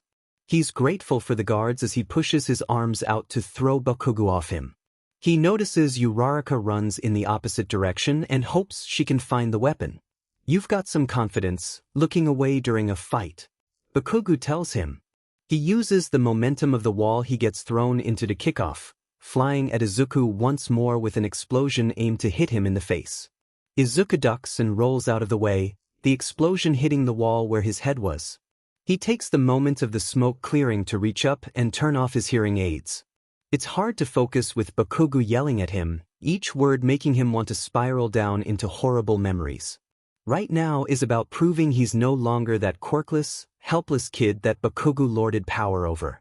He's not helpless anymore. Izuku waits for the smoke to clear, letting Bakugo see him. He grits his teeth and turns, running down the hall as fast as he can and turning a corner. There's not enough time to take his hearing aids out, and he just accepts that he'll have to fix them after the exercise. He slides around one more corner, panting for breath as he crouches on the ground. Fear and panic threaten to overtake him, but Izuku forces it down. He can panic once this is all over. Not when Bakugo is the threat. He feels the explosion. Instead of hearing it, the metal wall behind him vibrating from the force of it. Izuku jumps up and pulls the staff off his utility belt, twisting it in half. He doesn't bring out the blades, not wanting to cause lasting damage. Though, he's sure the same can't be said for Bakugo. Izuku turns the corner and blinks at seeing Bakugo already there. He furrows his eyebrows and crouches, clubs at the ready. Come on. I'm not scared of you anymore, he shouts. He can't hear Bakugo's response, but he sees him raise his hand, the grenade-shaped gauntlet flashing red. Bakugo reaches up and PPS it before pulling out the pin. Izuku's eyes widen when, a second later, a huge, concentrated explosion shoots out at him. Izuku quickly raises his arms over his face, crouching into a ball. He still gets thrown back by the impact, landing painfully on his back a few feet away. Air is forced out of his lungs on impact, and it makes him painfully breathless. Some of the explosion must catch a few strands of hair because he can smell the all-too-familiar singed scent of it. That alone threatens to send him into a spiral, but he shakes his head. His eyes can tear up all they want, but he refuses to let himself freeze up in this fight. The explosion causes the wall behind him to blow outwards. Fresh air floods the hallway, helping Izuku just a bit. He pushes himself up, relieved that he'd managed to hold onto the clubs. As the smoke clears, he sees Bakugo walking towards him. The gauntlet on his right hand is flashing red now. It's all too familiar, too like that day so many years ago, but worse because of how much Bakugo's power has grown since then. Bakugo has a wide sadistic grin as he faces Izuku. Adrenaline floods through him, forcing him to get up despite his shaking limbs. He can't hear what Bakugo says. He wouldn't have been able to even if his hearing aids had been on, the ringing in his ears louder than it's ever been. Izuku connects his clubs and presses the button that extends it into a bow staff. He shifts his hold on the staff, ready to force Bakugo into keeping this a long-range fight. All Might must be saying something to Bakugo via his earpiece, because he looks up and to the side. If anything, Bakugo looks even angrier now. He shoots off towards Izuku, his face looking murderous. Izuku lowers his stance and watches Bakugo. He's about to go for a counterstrike when Bakugo creates a small explosion right in front of Izuku's face. He rears back and notices the other boy vaulting over him. He's too high up to punch, but Izuku traces his trajectory in his mind. He shifts his grip on the staff, spinning on his back foot to meet Bakugo's. In the air, Bakugo's legs are spread from the vault and he's at a weird angle above him. Izuku's eyes narrow and he swings his staff through the air, aiming for the easiest to hit target. He feels the staff hit something solid, and moves with the momentum of his swing, throwing Bakugo to the floor once.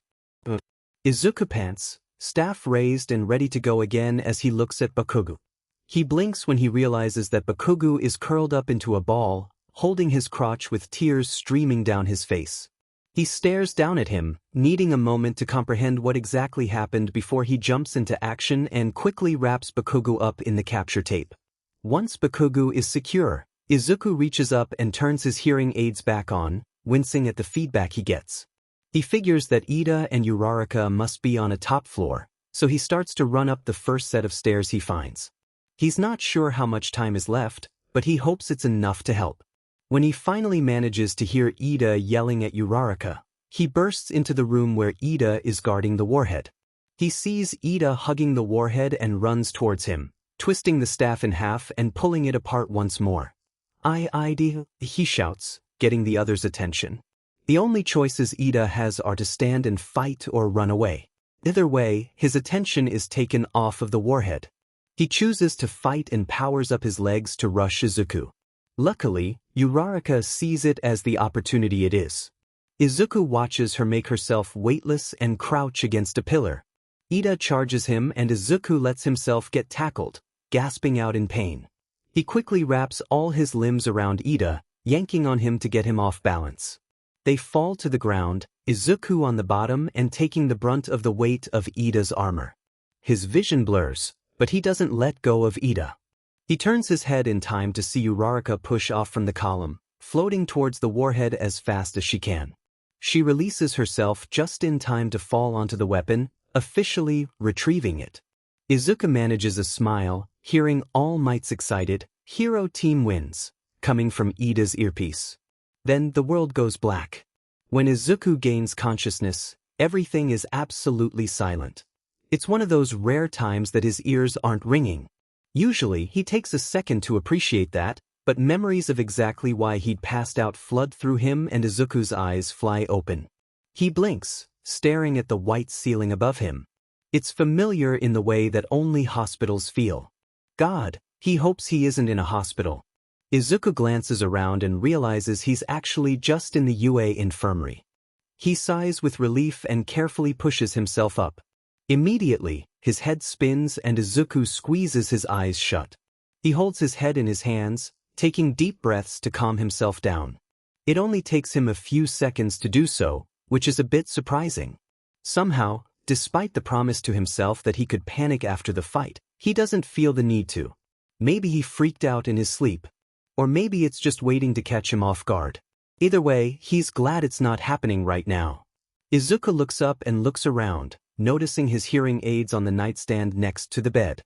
He grabs them and puts the right one in first, turning it on to test that it still works well enough.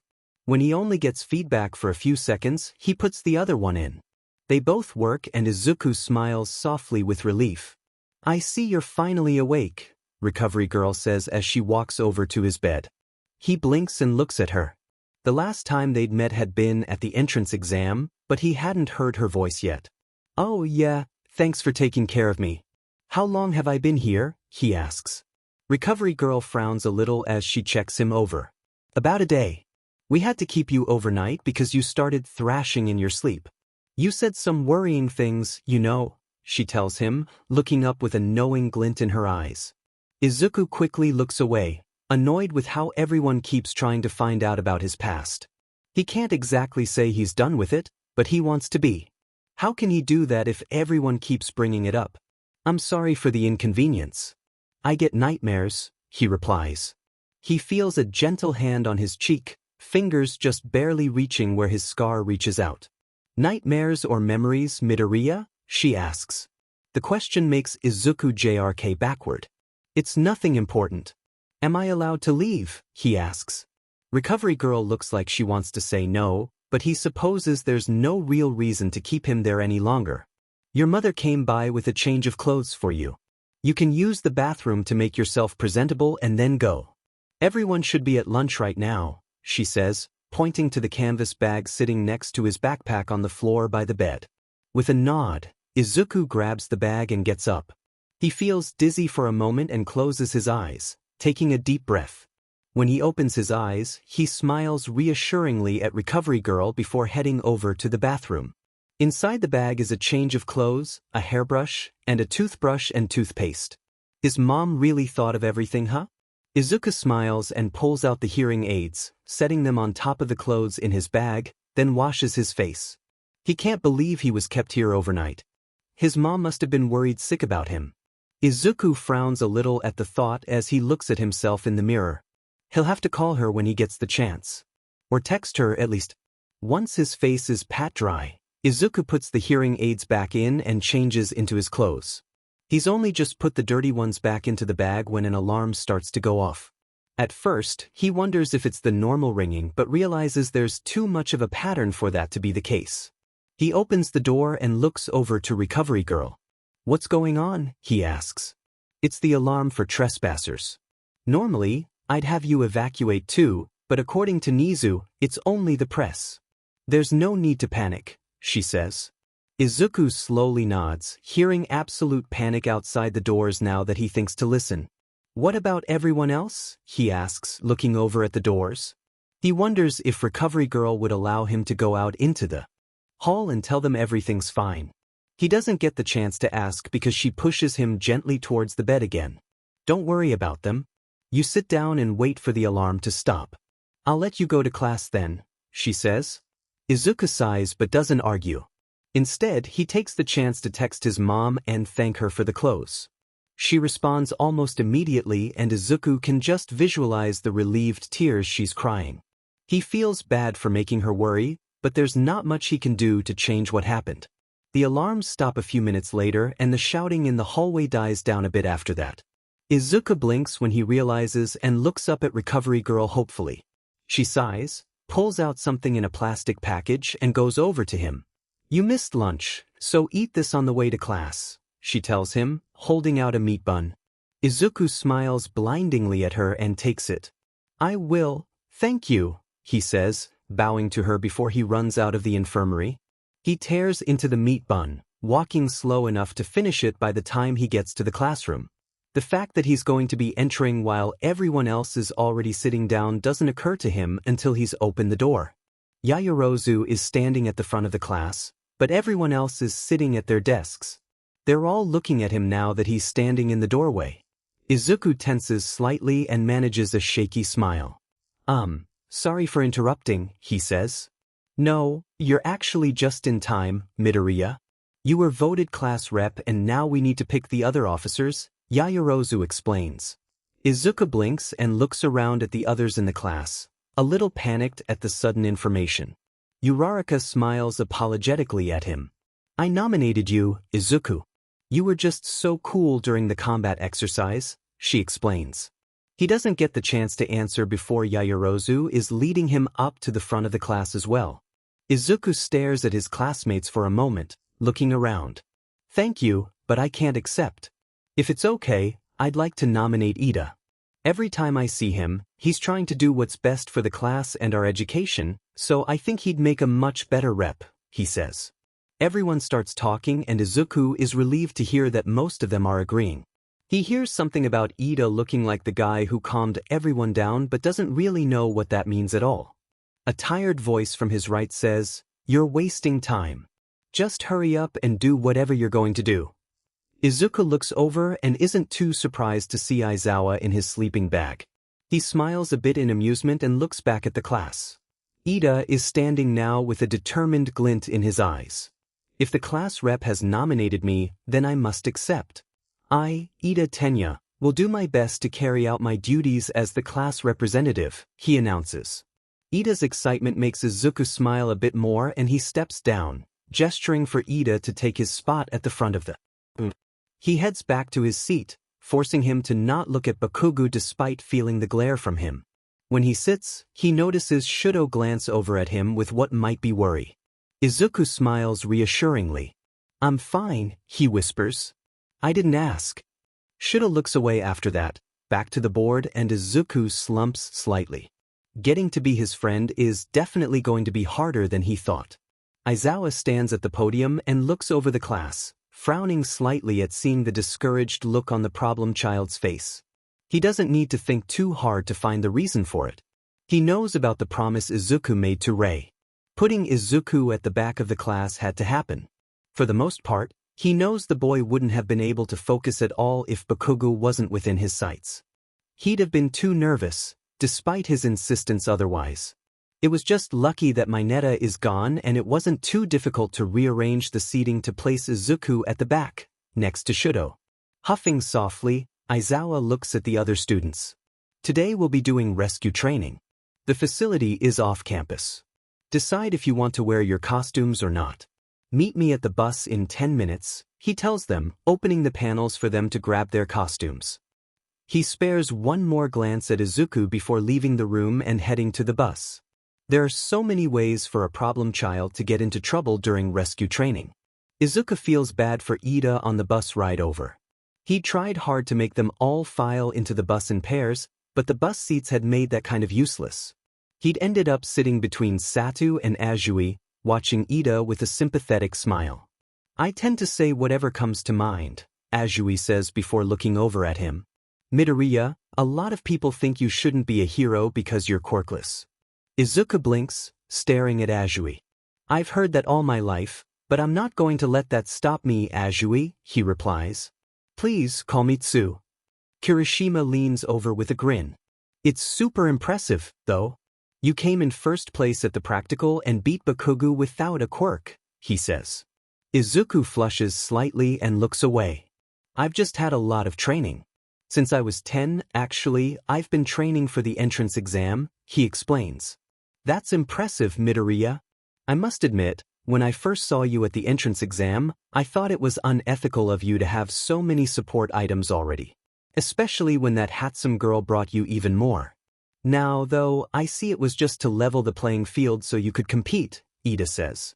Oh yeah, Mei has been making me support items since we were 12. She's one of the first people who believed I could be a hero despite the quirklessness, Izuku says, getting a fond smile at the memory of first meeting Mei. Hey, how did you manage to come in first place anyway? Those robots were tough to beat, Ashido says, tilting her head as she tries to think about it. Izuku blinks and lights up. Oh, that was easy. See, all robots have weaknesses, you just need to know where to look for them. I've grown up with Mei constantly talking to me about inventing and robotics, and eventually you start to understand things you never thought you could. So the robots at the practical had chooks in their armor. All the openings that allowed them to move were also their weaknesses because they allowed me to access their wiring and disable them, he explains. But shut the F up with your nerd rant. Bakugo shouts, scowling at Izuku. Kirishima looks over. You've got a real flashy quirk, man. It's obvious how you did so good. Don't get so upset that we want to know about Midoriya, he says, smiling at him. Bakugo has a nice quirk, but it's hard to be popular if he comes off as angry all the time, Tsuyu points out. What the hell? You want to fight? Bakugo asks. See, Tsuyu says, pointing over at him and looking at Izuku. Izuku tenses up as the others start to tease Bakugo. He can't believe what he's seeing. He never thought there'd come a day when someone could make fun of Bakugo and not get the living daylights beat out of them for it. He notices Tsuyu staring at him thoughtfully and blinks. Sorry, he says, looking away. Before she can say anything, Aizawa looks to the class. We're here. Stop messing around, he tells them. The class quiets down and Izuku watches the dome of the training facility come into view, excited to learn another part of hero work. Their second instructor meets them inside. They're wearing a spacesuit and their voice comes through it a little bit muffled. Izuku has to stand towards the front to hear properly, but he's still excited to be taught by 13. The inside of the USJ is huge, with several different areas that offer varying terrains for rescue missions. Looking around with wide eyes, Izuku spots the water rescue area and pauses. He'll just have to pull out his hearing aids or something if he works over there. It'll be inconvenient, but he'll work it out. 13 turns to face them before they head down the stairs. A shipwreck, a landslide, a fire, a windstorm, etc. Welcome to the training ground I designed with different types of disasters in mind. Welcome to these 13 announces. Aizawa walks over to the space hero. Has All Might arrived yet? He's supposed to meet us here, he says. Izuku can't really hear the response because 13 leans in and talks quietly. He does see them hold up 3 fingers, though, and wonders what that's about. He said he should be here towards the end, though, 13 says, this time loud enough for Izuku to catch. It can't be helped. Let's begin then, Aizawa says. 13 nods and turns to the class. Before we begin, let me say a few things. You all know my quirk, black hole, right? I can SCK up anything and turn it to dust. It's a power that has allowed me to save people from many disasters. But it's also a power that could easily be used to kill Some of you have quirks like that too, right? In our society, quirks are very heavily regulated, so it doesn't seem like an issue at first. But don't forget, many quirks could kill with one wrong step. Your training before this has revealed the limits of your abilities and the dangers of fighting using these quirks. Think of this class as a fresh start. You will use your quirks to save lives. These powers you have are not to harm others. I hope by the time you leave, you'll understand how to use those powers to save people. That is all. Thank you for listening. 13 bows at the end of their speech, and Izuku claps with the rest of the class. Their words made sense, especially when he thinks of how easy it would have been for Bakugo to kill him at their training. He can't let that discourage him, though. Before Aizawa can get them started, the electricity in the dome short-circuits. Izuku blinks and looks up with a frown before turning to Aizawa. The dark mist opening in front of the fountain at the bottom of the stairs makes his eyes widen. Aizawa! The fountain, he shouts. Aizawa turns and Izuku can't see his expression as someone starts to emerge from the mist. He does see the way he tenses, though. Everyone, gather together and don't move, he orders. 13. Protect them. Izuku blinks and takes a step forward when he sees more people emerging from the mist. Don't move. Those are villains, Aizawa says, pulling his visor on. Izuku takes a step back, bumping into Ida on accident. Even more villains come out of the mist. There's a weird-looking one, standing taller than the rest. Their brain is exposed and Izuku feels his heart jump into his throat. He wishes Mei was there, but he knows wishes are useless right now. He reaches down and unclips his staff from his belt. Twisting them apart, he grips the two halves tightly. Hopefully it won't be necessary, but there's no harm in being ready. Stay together. Aizawa orders once more. Izuku knows he's going to disobey that order. Izuku can't hear what the villains are saying. The main one has hands covering him all over and the one over his face keeps Izuku from trying to read his lips. The other students manage to hear, though. All Might? They came for All Might. Jiru says, her voice shaking slightly in fear. He understands the fear. It's pounding with his blood through his veins. That feeling is familiar to him. Oh. This kind of fear, he's been dealing with it a lot more in the past few days. That fear of thinking what you see in front of you might be the last thing you ever see. Before coming to UA, the last time he'd faced that kind of fear was 4 years ago. Izuku is so tired of that fear controlling his life. Aizawa's capture gear rises in the air around him as he gets ready to head down the stairs to meet the villains head-on. There's so many of them and he's only one man, something that makes worry settle deep into Izuku's bones. Thought there were sensors to watch for villains, Yaoyorozu says. The space hero turns to face them and nods. There are usually, they say. Did they appear only here or around the whole school?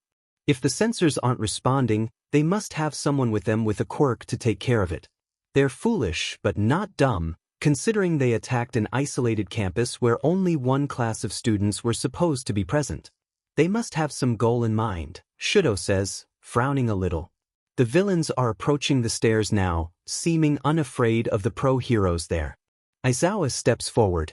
13. Try to evacuate the students and try to contact the school. Kaminari, see if you can contact the school with your quirk, too. Izuku can't help himself. He steps forward again. Aizawa, what about you? Are you really going to face all those villains by yourself? He demands, hands shaking with how tight he's gripping his clubs. With that many, you'll get overwhelmed sooner or later. He can see the way some of the students balk at how informally he addresses their teacher. Izuku doesn't care right now. I've got more than one trick up my sleeve, problem child, he says before turning to 13. I'm leaving them to you. With that, Izuku watches as Aizawa jumps down the stairs, flying to meet the villains head-on. He stares after his teacher, half tempted to run down after him. This is no time to analyze. Hurry up and take shelter. Ida calls to him. Izuku turns and nods, reluctantly running after the rest of the group as he returns the staff to his belt. They've barely made it halfway to the door when black mist appears on the ground before them. A villain that seems to be made of the mist, no more than a vaguely person-shaped mass of air, rises up from the portal. I won't let you, the mist says. It rises above the class, looking down at all of them. 13 tenses as it speaks. Nice to meet you. We are the League of Villains. It might be presumptuous of us, but we have come into this hero high school to make sure All Might, the symbol of peace, takes his last breath today. I believe All Might should have been here. Was there some kind of change? Nobody answers, all of them tensing up and getting ready to defend themselves. Izuku watches the villain closely as it spreads what might be its arms. That is unimportant to this moment. I have a different part to play here. 13 moves to hold a hand out, but they get cut off by both Kirishima and Bakugo rushing the villain. Bakugo aims an explosion at the mist, causing smoke to fill the area. Did you really not think you'd have to get through us first? Kirishima calls out. They both have confident looks, but Izuku gets a bad feeling. This feeling is only confirmed when the smoke clears to reveal the villain undamaged. Oh dear, that's dangerous. But still, you make excellent diversions. Phew. Move out of the way. 13 calls. Bakugo and Kirishima turn back to look at the space hero, starting to take steps to get out of their way. My job is to scatter you all and torture you to death, the mist announces. With that, the mist shoots out and surrounds them in inky blackness.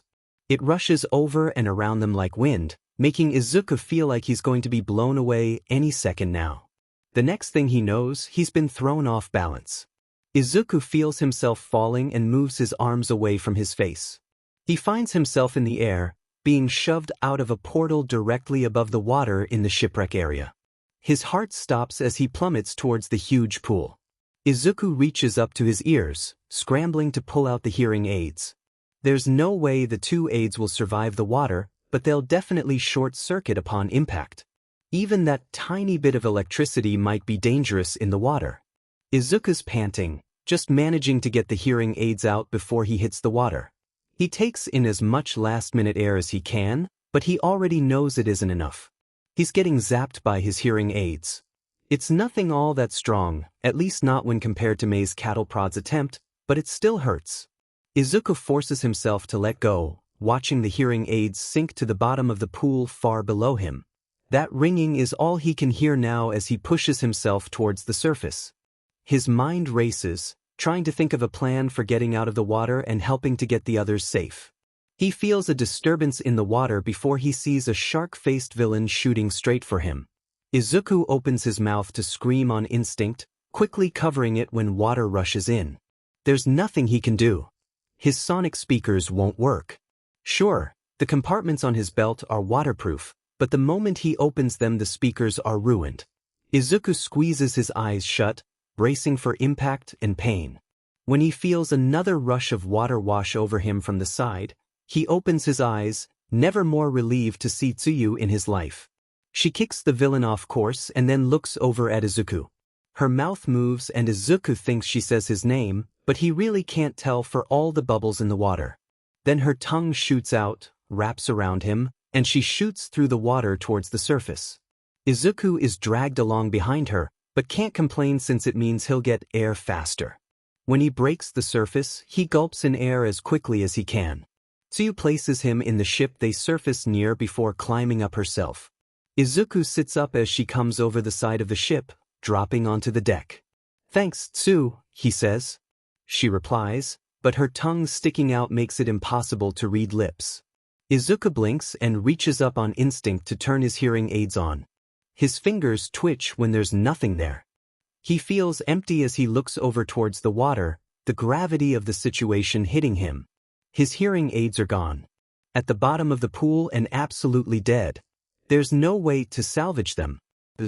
Mom doesn't have money for new ones. Izuku is completely and utterly deaf for the rest of this villain attack. He starts to shake, gulping in air but never feeling like it's enough. Izuku puts his hands over his ears, for some reason thinking his hearing aids will appear magically if he just wishes hard enough. A tongue smacks into his face and Izuku blinks, slowly looking over at Tsuyu. She's got a sympathetic look, but determination in her eyes. She stands, pulls Izuku to his feet, and points out to the water. Multiple villains are swimming rapidly towards the ship and Izuku knows this isn't the time to panic. He nods, starting to think as quickly as he can. The ship is in the middle of the water, which puts them at a slight disadvantage when it comes to actually getting away. He looks over at Tsuyu and blinks as he realizes something. They don't know our quirks, he says. Tsuyu pauses and looks over, tilting her head in a slightly exaggerated manner to show her confusion. Honestly, Izuku appreciates the gesture. He really is just working off facial expressions right now. They don't know our quirks. If they did, they definitely wouldn't have sent you to the shipwreck area. You'd have been sent to the fire or the landslide. It puts us at an advantage. They think sheer number will be enough to take us out, he explains. Izuku watches as Tsuyu's eyes flash in understanding and she nods. He crouches and forces himself to think of how they can get out of this situation. They need to run, really. Incapacitating the villains would be the best thing, but the important part is getting safe. Before he can even start to form a plan, the boat rocks dangerously and tilts. He looks up, seeing a giant hand made of water pull away from the ship that's now cut in two. Izuku stares for a moment, realizing the villains are trying to get them into the water to attack. He looks over at Tsuyu, who's staring at the villains.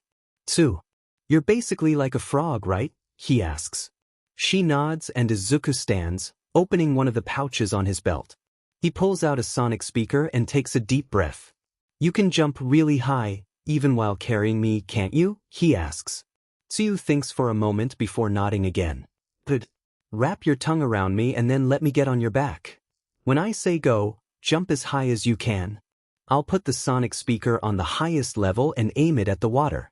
The concentrated sound wave should cause a whirlpool to trap the villains," he explains. He's trying to keep his voice quieter, just in case any of the villains can hear. He can only hope it works. Tsuyu gets a smile and nods. Her tongue shoots out and wraps around Izuku. Once it's secure, he looks around and notices ice at the landslide zone. That's as good a place as any to aim for, so he grabs Tsuyu and adjusts her stance, their backs now to the landslide. Tsuyu crouches and nods for him to get on her back. Izuku climbs on, holding tightly. He feels Tsuyu tense up beneath him, ready to jump when he says to. Izuku watches the water below them get closer as the ship sinks. He strengthens his grip on the sonic speaker and gets ready to switch it to the third setting. "Jump," he shouts. Tsuyu springs into the air and Izuku flips the switch a second later. He takes the 3 seconds they get to wrap his legs around Tsuyu's waist and hold the speaker out with both hands. It's aimed at an angle towards the water, just enough to blast them towards the landslide area. The sound wave bursts through the speaker and he sees Tsuyu wince at the volume. He can't hear it, but it still makes his ears ache. It works as planned, though, and a whirlpool traps the villains as Izuku and Tsuyu fly through the air towards the landslide zone. For a moment, Izuku doesn't realize the vibrations he's feeling are coming from his own throat as he screams. He instinctively flips the switch to turn the speaker off, which means they're now free-falling through the air. Izuku feels Tsuyu's tongue loosen its hold and his heart jumps into his throat as he falls out of her grip.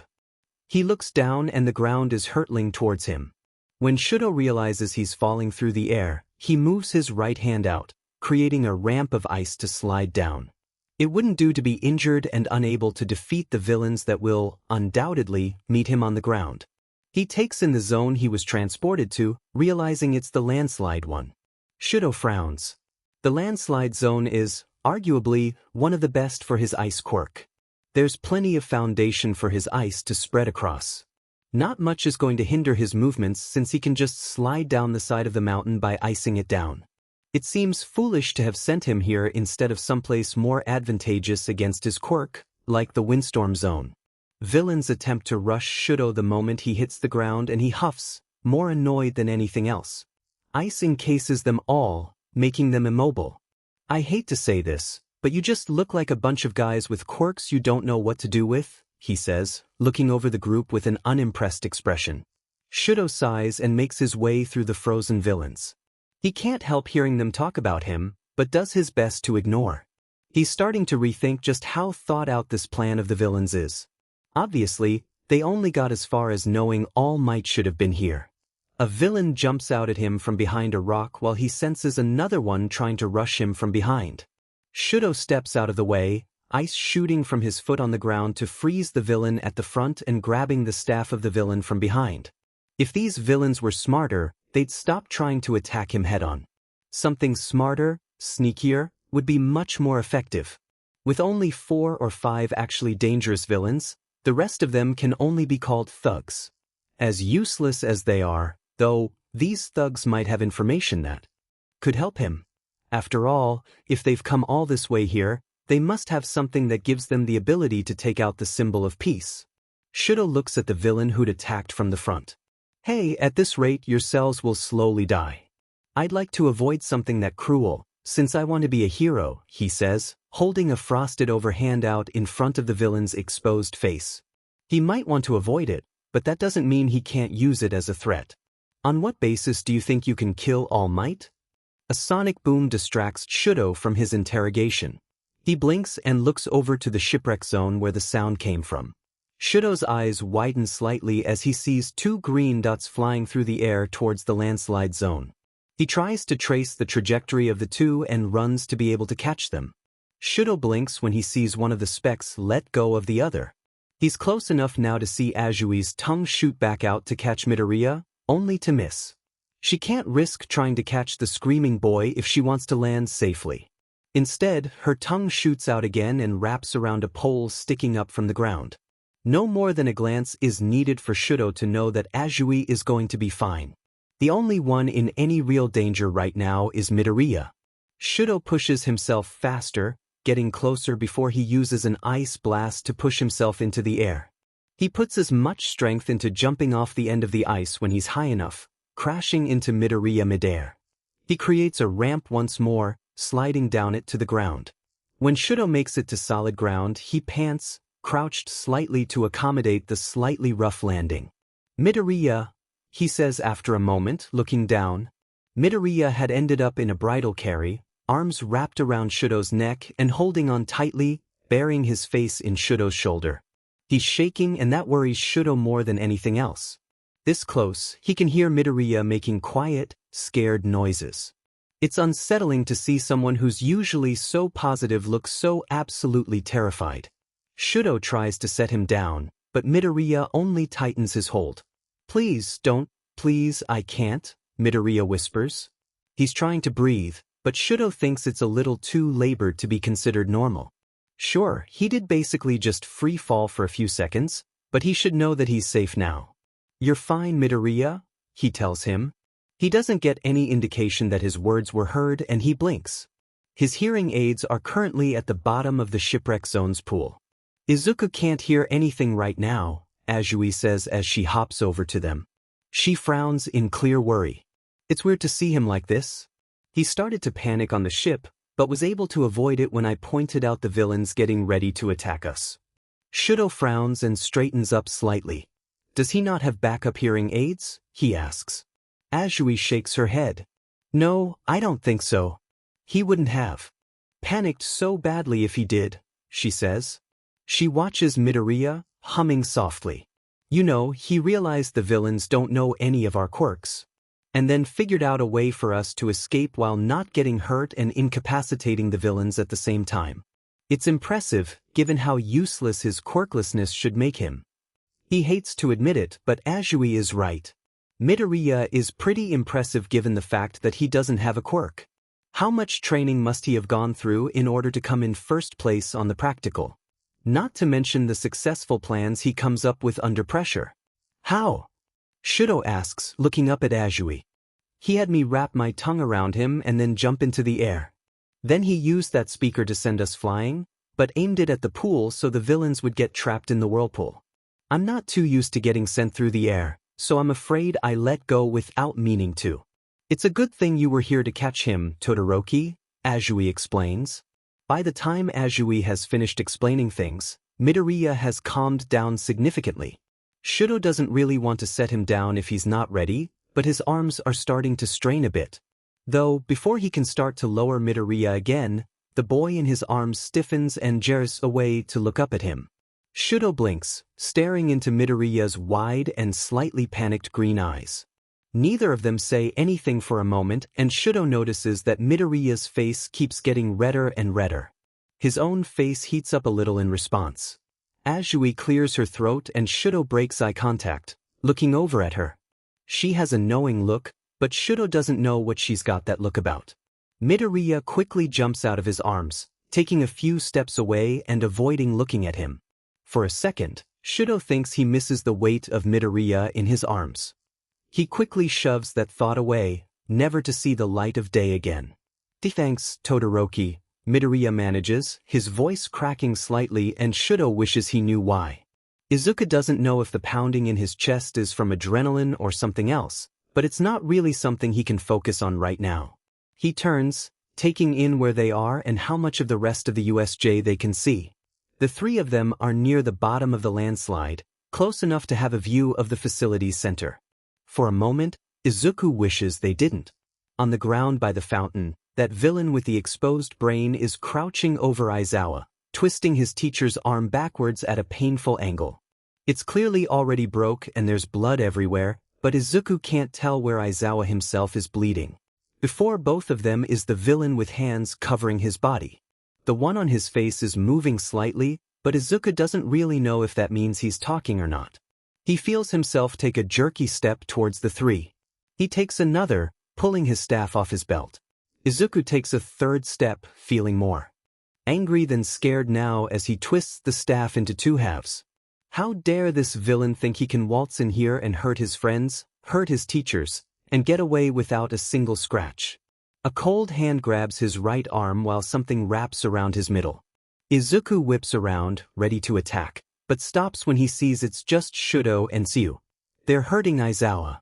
"Let me go," he says. Their grips tighten and Izuku wants to scream in frustration. Tsuyu says something to Shudo, who nods in agreement. Before Izuku can JRK away, Shudo is pushing up the sleeve of his jumpsuit.